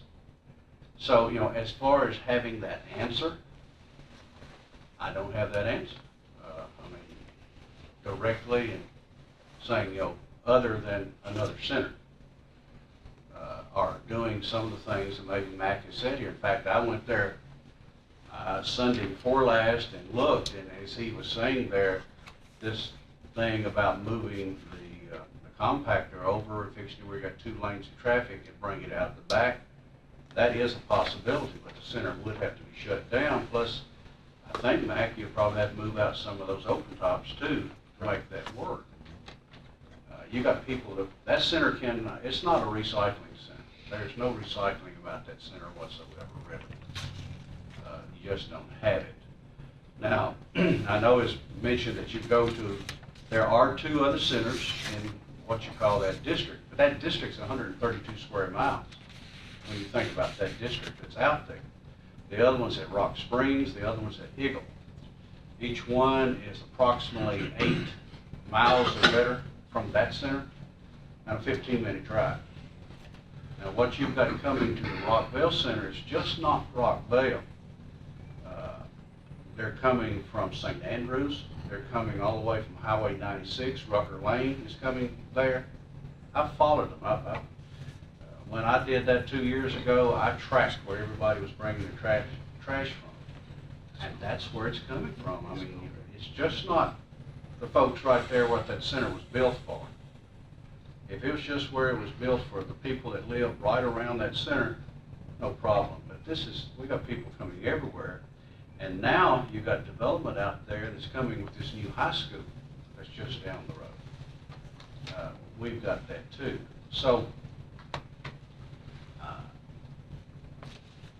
I'm to the point of, on Saturdays and Sundays of bringing the sheriff out there, of bringing a deputy out there and directing traffic, because it's to that point of bringing people in and out there in some way, because you've just got such an intersection right where that's sitting and all the roads are going back and forth. But the people are asking for some type of relief one way or the other in what we can do there, because it is quite confusing and quite a problem. But as far as a definite answer, we thought we had the answer once before, and I'm leaving this to this committee right here. I mean, like I said, I rode this horse, and I want somebody here. I felt like the Lone Ranger. I want a posse the next time I do this. And I'm not going to be out there on the front and then everybody walks away and says, it's yours. And because it was a problem. Does the commissioner rather aware that the store needed to be moved to make it work? I think that, controversial. And we offered everything in that situation. I'll be totally straightforward and upfront with that. I mean, we offered it all, and even down to the very last meeting we held right here, offering to totally restore that store with everything, putting a new roof on it, we offered everything on that deal. The only thing is it would be moved over approximately, what, Mac, 100 feet? Something like that, yeah. Move it over 100 feet. And back off the street. And just in the same property, not even take it off the property, move it over. Everything was there. And we didn't get anywhere with that. So, I mean, you can do so much. Turn it into a museum. Do what? Consider closing it. Turn it into a museum. Closing the center. Historical Closing it. facts. Whole thing, but, Yes. Well, when I turned in my campaign, my petition to run, if I wasn't at a meeting, my kids thought I was nuts. I was sitting there on a big screen TV that they wanted to watch something else, and I'm watching county meetings. So I did see that. I saw it, I listened to it, and the closer it came to election, I was like, what have I done? But, you know, but I'm back, see, Yeah. and what it is, but because it's about the people, it's not about the other, but my concern in this one right here is the fact that I don't want somebody hurt in this deal right here, and this is getting to that point. And that's what we gotta do, provide the service without people being hurt, and that's where we're at, and that's what you've got to look at. We had the opportunity the Wednesday night before Thanksgiving to solve that problem. The compactor at Rockville caught on fire. And then a little after 10, I got a phone call from the fire department. Your compactor's on fire. So I'm on my way to get a truck, but you'll probably have to have it pulled out and dumped to actually put one out. You can't put it out inside that container. So when I got on location, my mechanic doesn't live far from there, so he called me. I heard it on the scanner. I'll meet you there. I said, all right, I'll meet you there. I'll bring the truck, and then you can operate once we get there. So the fireman on call, or in charge, he said, what's your game plan? I said, we're going to pull it out. We'll open this gate across the street, and we'll dump it in that field. And then y'all can put it out, and it'll be behind the fence, and we won't clean it up until Friday. He said, if we dump it in that field and it catches that grass on fire, it'll burn that store. That was our opportunity. But he made me dump it in the gravel out in front. And then we wound up cleaning it up that Friday. But Commissioner Allen, Rhonda Allen, was on this committee several years ago. And she made a statement that stuck with me and rang true, and I hope I don't hurt her feelings repeating the statement. But in issues like what's happening at Rockville, her statement was, I don't really worry about things until they directly affect me. Those folks that sat silent now are getting directly affected. So now is the opportunity to revisit that and see how many people want it, how many don't. So in comparison to size, inside the fence, at Leanna versus Rockville, they're similar size? Rockville is about twice the footprint of Leanna. Okay. Leanna has one trash compactor up against the fence. And it has, can be 3 open tops along the back fence and a scrap metal container, and a paper container, an aluminum container, and another open top. They keep 3 trash open tops on site. The other hole is for us to put in an empty one and go pick up a full one and get out of there. Rockville has trash compactor, might as well call it against the fence. You can't use the other side. 5 open tops and then the other items. So that's a little larger space. When you get into Rockville, you pull in that entrance gate. If the empty hole to put the container is along the street, then you just pull in, you back up, you put it down. If your load is there, you pull up, back up to that load, pick it up, tarp it, pull forward, back up, pull forward, back up. It's a 5-point turn to get turned around and go back out that gate. At Leanna, when the garbage trucks go in, they prefer to back in and not have to do all that turning. But at both locations, when we have a truck in there, we can have a customer in there with us. We just don't have the space.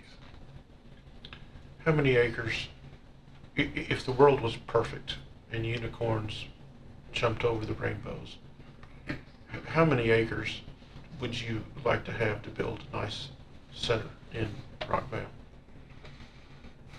The property across the street is, I believe, 1.5 acres. Is that correct, Commissioner Reed? 1.6. Okay. The property with the store. With the store, and with the store gone, it was planned to have the exact same things that are in this Leanna drawing. They would be in a different arrangement. But is that enough? Thinking about the way the growth is on that end of town? Well, not only the growth, you have to think about the vehicular traffic from the residents, plus the truck traffic.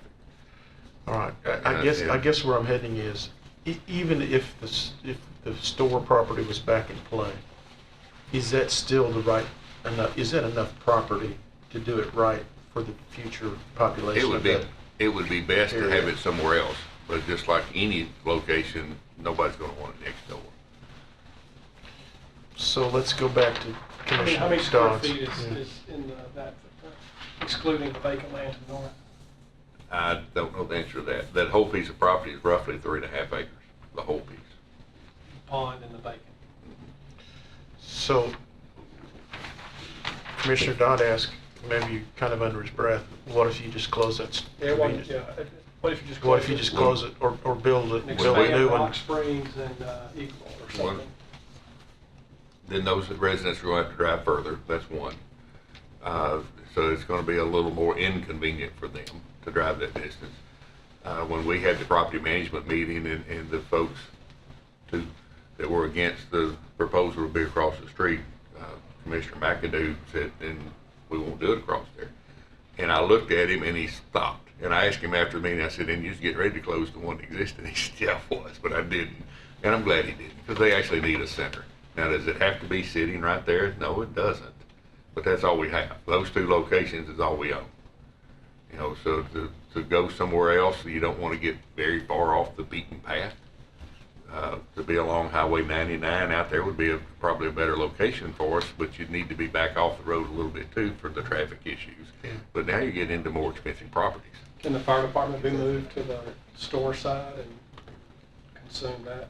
It can be moved, and you can take the fire department building down, but with the design of the shape of that piece of property, similar to an hourglass, and the terrain of it, it's going to be very difficult. There was sinkholes there, and since I've been here 10.5 years, we've had to go out there 3 times with dump truck loads of gravel to fill in the holes where it sunk. Is there not an old Rockville school site out there? Is there, Mr. Reed, where Was there not an old Rockville school out there? There's the community center that's located there with ball fields on it, yes. Okay. But there's not a spot on that, I would think that you would have a place to put a convenience center. Not that I know of. Most all that property is already currently used for other. It's used for, Right. for all that, and it's still in use at this time.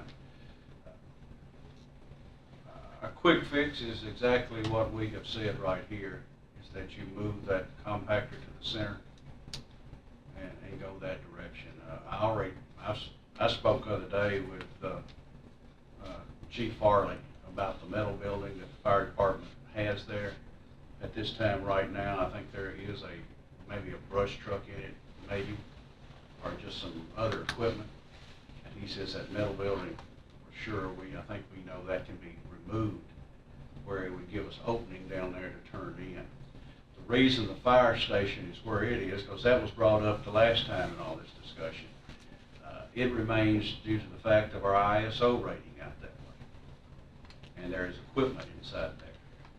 There's an engine in there and something else, and it's used for emergency situations. So But could that be relocated somewhere else and use that space for more I containers? just don't know where you want to relocate it. If you want to build a building across the road and put it over there, but you got to have a building with heat to protect that building. Let me speak out of turn a little bit. Plus, that building has, see, the thing of the property across the road, the reason we were going there to begin with, is that that property has no soil sites on it. So what you build on that property, you couldn't ever have bathroom facilities or anything. And the fire, That was one of the problems with restoring the store back to meeting rooms or anything, because there's no soil sites. You couldn't put a bathroom or anything on it. That's why we suggested turning it into a museum. And that's why we were going to restore it back to a museum and put it back like that. But that didn't go. That wasn't acceptable. So now it sits there, and the whole back end of it's rotting and falling down. But that's a different discussion. you may want to wait on moving the fire department. CTAS, I think, is helping the fire department find the location where their next one may need to be. And I don't have a clue where that's going to be, but that may have some bearing That could be in on. the works. I mean, another fire location is possibly maybe, could be in the works, whatever. But I think the main thing you're looking at right now with Rock Vale is just trying to get some of that traffic off that road some way or somehow, or what we can do there. Well, maybe we do this. Maybe we budget what it would cost to massage what we have in terms of moving the compactor over, demoing or moving the buildings, and see what kind of number that really is. And come back to the committee, chat with the mayor, and see what that dollar figure is, and see if it's worth throwing money at it. Let me ask you this question. I think Doug's still here. Once we start remodeling the center, do we have to meet it, bring it up to the proper setbacks and all that kind of stuff of today's standards? Well, if you start moving things around, possibly, yeah. Because, I mean, right now it's grandfathered. You know, of course, I don't have the right in front of me, so I don't know what it looks like. But Now, yeah, if you start moving it closer, like if it's conforming now and you start moving it closer to the property line, that could become a setback issue. So, Oh, we don't meet any setback issues there now. And that's what, if we start trying to massage it, we may wind up in worse shape than we are. well, yeah, if you're not increasing any nonconformity, any setback issues or something, I mean, what you're doing might actually improve the situation. I mean, we can look at that. I agree that we need to look at the numbers and do the quick fix with the understanding that, and I think everybody in here would be in agreement, that with these centers, I mean, look at the recycling opportunities that Leanna will have that currently doesn't have, and where we're going with whatever direction we're going as far as the landfill, recycling's got to be It's part of it. at the top of the list almost. If you go back and look at this sheet on the rankings of the center, Rockvale and Leanna are neck and neck. Both of them had 3 loads of scrap metal hauled out. That's the only recycle that came out of there. That's all. Now, they've got an aluminum container for aluminum cans, but Rockville's containers go twice a year for aluminum, and Leanna's goes about 3 times a year. Well, we don't, I mean, we're really gonna have to start pushing recycling somehow. I don't want to do that. And quite honestly, people are so busy, you know, they may have overextended themselves, and they're just so busy, it's easier to walk by the garbage can, pitch it in there, and go on to the next thing, especially when you got kids running around. We lined up last week to interview 7 potential convenience center attendants. We had 7 applicants. And when Kathy made the phone calls to set up appointments, 2 of them, no, I don't want to do it. So it gave us 5. So I interviewed 5 last week, and the day after the interviews, I had one gentleman call me and said, I've got some issues going on. I just can't do it right now. So it put us down to 4. HR office called today to set up appointments for them to come in. One of those already said no. So we went from 7 to 3 really quickly. A lot of the issues is we pay pretty decent. The hours and the way they operate for a retired person is pretty good. But just dealing with the general population, the residents, that's the hard part. Our center attendants that are working at Rockville right now are getting blistered.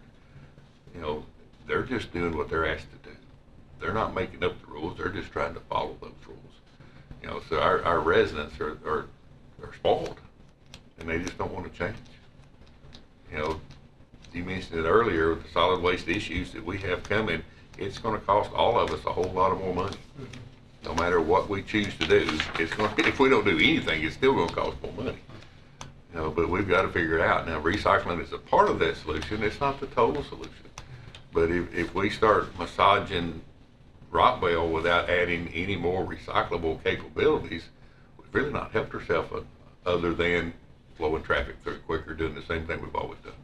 So who, going back to what Mr. Chairman said, who, would it be you, would Triad come back into play to try to see what could be maneuvered? You've already said moving the compactor in the middle. Is that about all that can happen, or we don't have to spend money for a consultant? No, well, I want to look at it a little more closely and see, and I'll have to get with Doug, make sure we don't violate something there, but right now there's that grassy area between the compactor and the property line. So if we just create and gravel that and create another lane of travel, and that way we can at least get the 2 sides of the packer where it currently is. That way we don't actually move it any.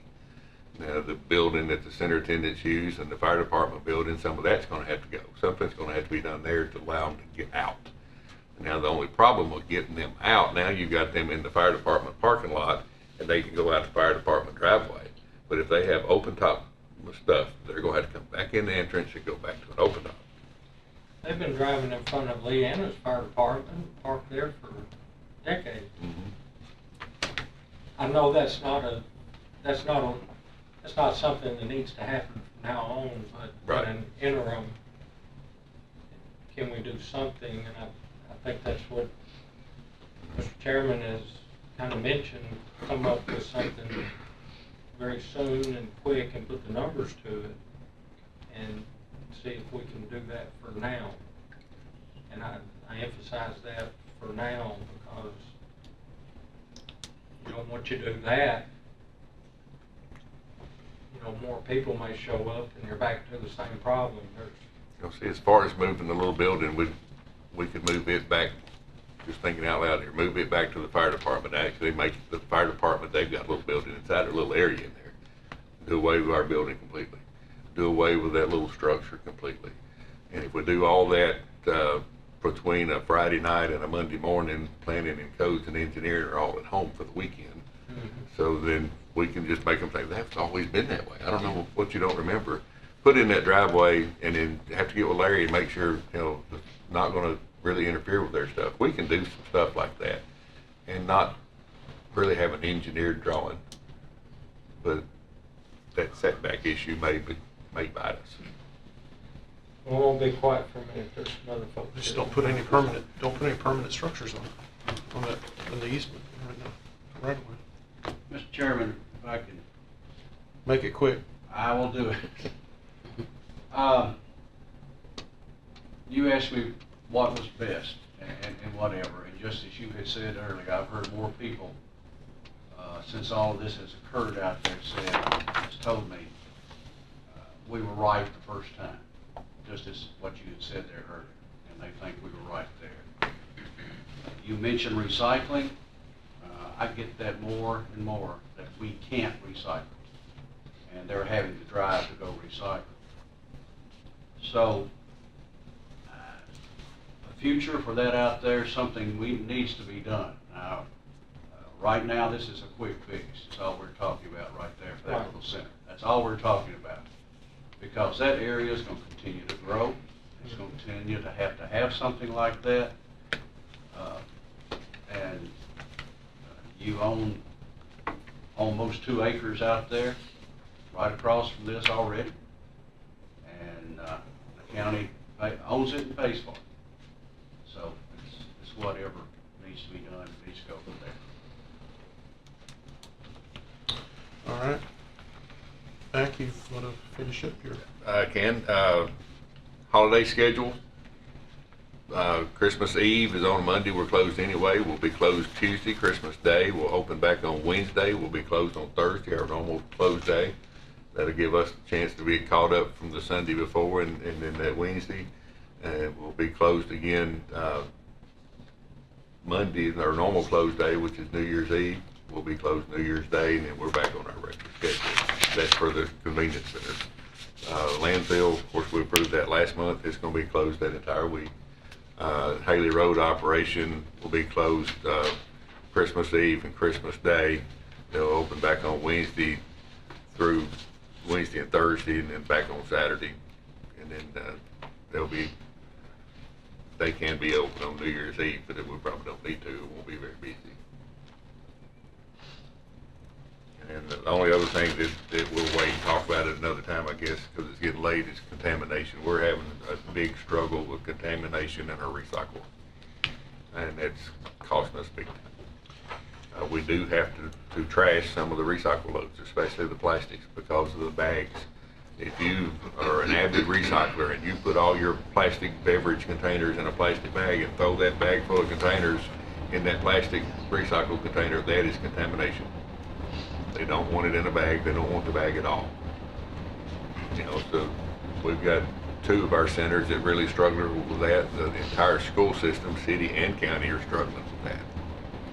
Does that need a public service announcement? Does that need to be a nice article in the newspaper done a couple of times a month to explain exactly what needs to be done? We can do that. We have done that. But it's too late then. You're already carrying your stuff out there. It's too late. You've already got it bagged up. Take it out of the bag, dump it in there. Mm-hmm. You know, just some people don't want to do it, and then I have several calls from concerned residents that they're trying to do it correctly, and they realize that the location they're going to and doing it correctly, there's enough doing it incorrectly that's wasting their time, and they're correct. Yeah. You know, so but that's something that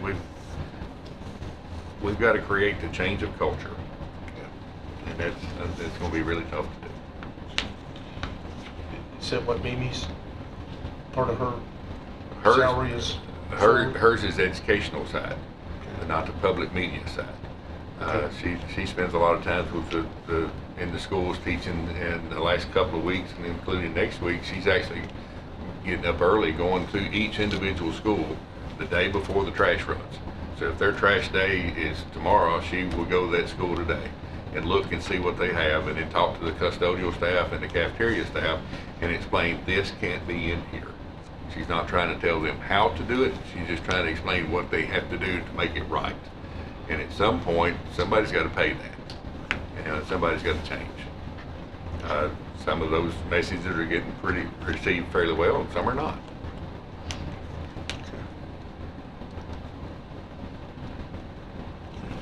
Perhaps we can get together and figure out some way to educate the public. What else, Mike? That's enough for tonight, I think. I gotta go back to work. Thank you, sir. Any other business? Need to approve this. We haven't done that yet?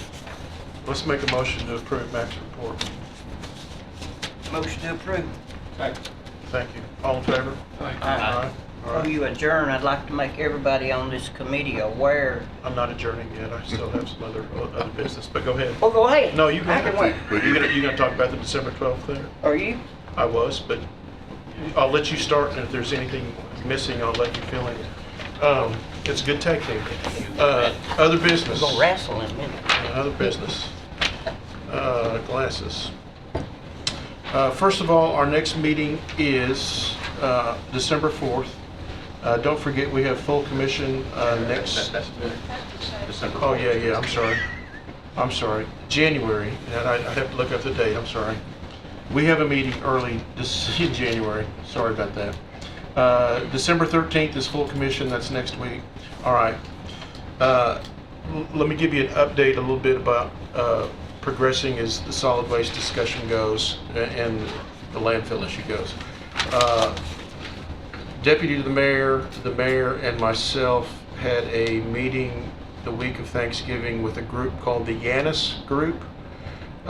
They were a group of mainly represented by a gentleman that was representing a group of investors that talked about a gasification process of solid waste, put on about an hour, well, about a 45-minute presentation that turned into probably an hour and a half discussion, questions and answers about how they would put up some funding with some county match participation, and they would manage a gasification process that basically would take solid waste, including tires, and create a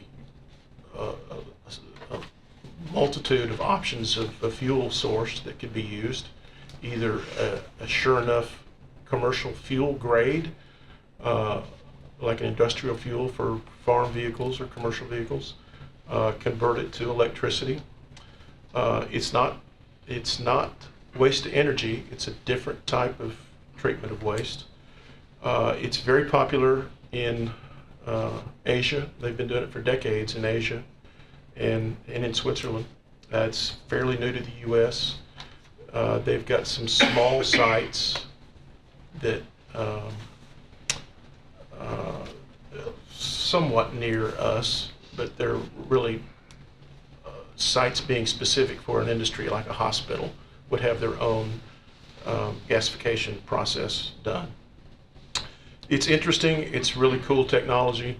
It's a lot cleaner than waste to energy. It's a little less expensive than that, but this was their first pitch. It would be a lot more discussion to have, but if you ever have anything to do, you might Google gasification and look at that. It's a pretty cool process. It would be, again, not the silver bullet, but it'd be one of a treatment train of different things to help the solid waste issue. One good thing about it is it doesn't take a lot of acreage to do. We could take in waste, and then we could also mine our current landfill and take the waste out of that and get our own landfill hill down to nothing and get rid of the TDEC issues we have and the liability we have with that. So that's just one of the other technologies that we're looking at. The mayor is still in discussion with other folks and trying to get other field trips set up so we can look at other technologies out there. Some will require some out-of-state travel, so we're trying to get that figured out and get the lawyers involved and what we can do legally and what it's going to cost and things like that. So, it's not as easy as just putting it on your credit card and taking a trip when you're doing government travel like that. So, but we are actively looking at other places to go that have really cool technologies that we want to explore. So that's all in the works. That's going to happen early in 2019. Could be as early as January. So things are moving forward.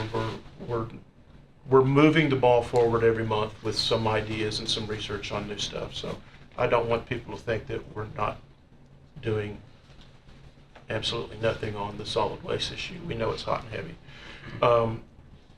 December 12th, the city council is having a workshop beginning at 11:30 at council chambers. I spoke with Darren Gore, who is now the solid waste czar at City of Murfreesboro. Darren this is from a result of a new appointment that was made with the new city manager. Darren basically took the, refresh my memory, GBB report and broke down the different scenarios that report gave us as options. And Darren put those options into a conservative financial breakdown on what it would cost the City of Murfreesboro residents. And that's how he's developed his monthly fee that he is proposing to City Council.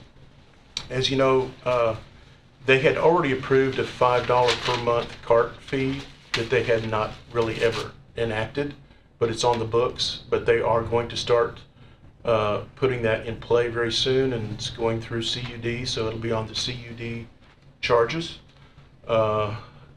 But Darren basically, and this is what he's going to discuss on December 12th, is he's going to show his numbers and through the GBB, too many acronyms, report on the timelines they gave us, like, 2020 we will have this, and then we'll have these transfer stations in place, and then we'll have this either waste to energy or this type of technology in place. And Darren went back and broke down what he thinks it's going to cost per month, and in rough numbers, I'll tell you it's somewhere around $13 to $18 a month is what he's kind of projected. Doesn't really talk about recycling though. That's a whole different animal that he's finding out that's going to be an add-on cost. So that's what he's going to lay out December 12th. So if this is open to the public, if anybody on this committee would like to attend, I would highly encourage you to do that. What time did you It say? starts at 11:30 and it may go as long as 1, depending on what kind of questions and answers they'll have. I cannot attend. It turns out I have a doctor's appointment at 11. So if anybody would like to go and just listen, I don't know that you'll have a chance to, if there's a question or answer option, but all I know it's a public meeting, so it is open to the public. So if you'd like to see what the city is doing, there's your chance. What else did you? You pretty well covered it. Okay. I just wanted to make sure you let them know about the meeting. Yeah. And personally, I think we all need to come if there's any way Yeah. possible. And probably the people that sit on property management needs to come also. Yeah. Is anybody on property management? You are? I'll send out an email to McAdoo and let him know what's going on. But They're showing favor that they are headed toward a transfer system, aren't they? Well, he said that is one of the options that our consultant had laid out, and he has built in costs for the transfer station.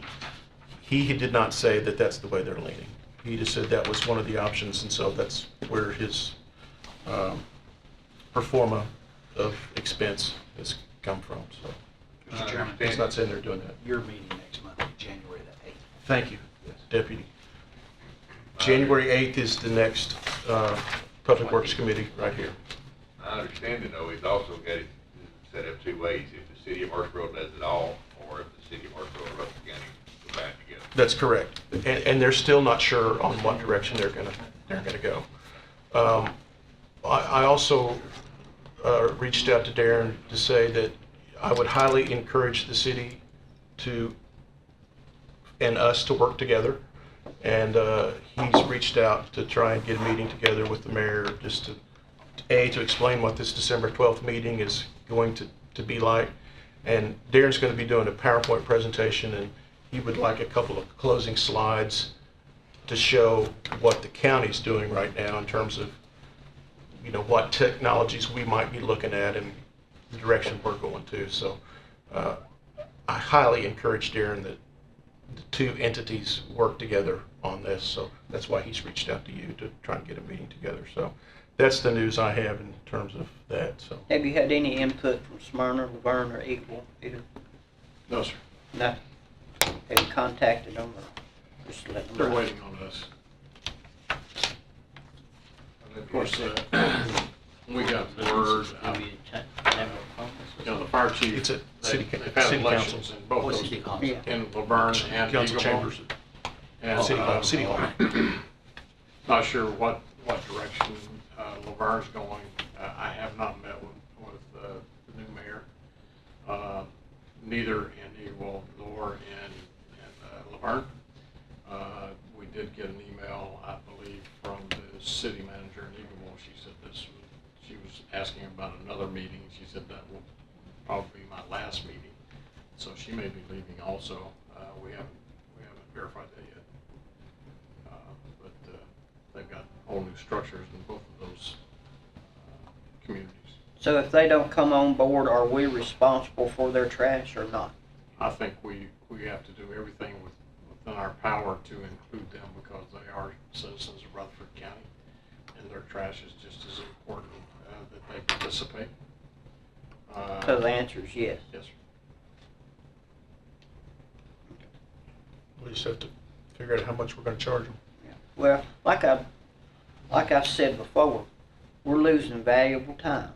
We're 2 years out on anything. If we made a decision tonight to move that over and that was our decision for trash, it'd be 2 years before we could walk in and use it. I think we need to really heavily study coming back in here in January and start trying to gather something together. I totally agree, Commissioner. Make a move. We're gonna have to push the button. Believe me, I'm working on it every week. This is my third month, and no grass is growing under my feet on this issue. It's my #1 priority. It's gonna have to be everybody's. Still have to, in the back of my mind is the two issues we were talking tonight, just doing a convenience center or two convenience centers versus doing some kind of big facility. You know, people are not gonna like it, but we've gotta do something. Now, they're not gonna like any aspect of it. They're not gonna like charging to do away with their debris now, you know. I don't see no other option. It's gonna be a different world for a lot of us in terms of solid waste. So, any other discussion before we adjourn this meeting? I want to, first of all, tell everybody I appreciate your time and effort for this 2 hour and 10-minute meeting. I believe that's right. 13. Yeah, right. But you know what? We're talking about a lot of important issues, and we can't short the time on that. So it's going to take the time. It is what it is, and we're going to take as long as it takes to get it worked out. So I thank you for your patience, and maybe we should have taken a break and stood up and stretched in the middle. We'll save that for next time. But This may be tough. meeting is adjourned. Good meeting, Chairman.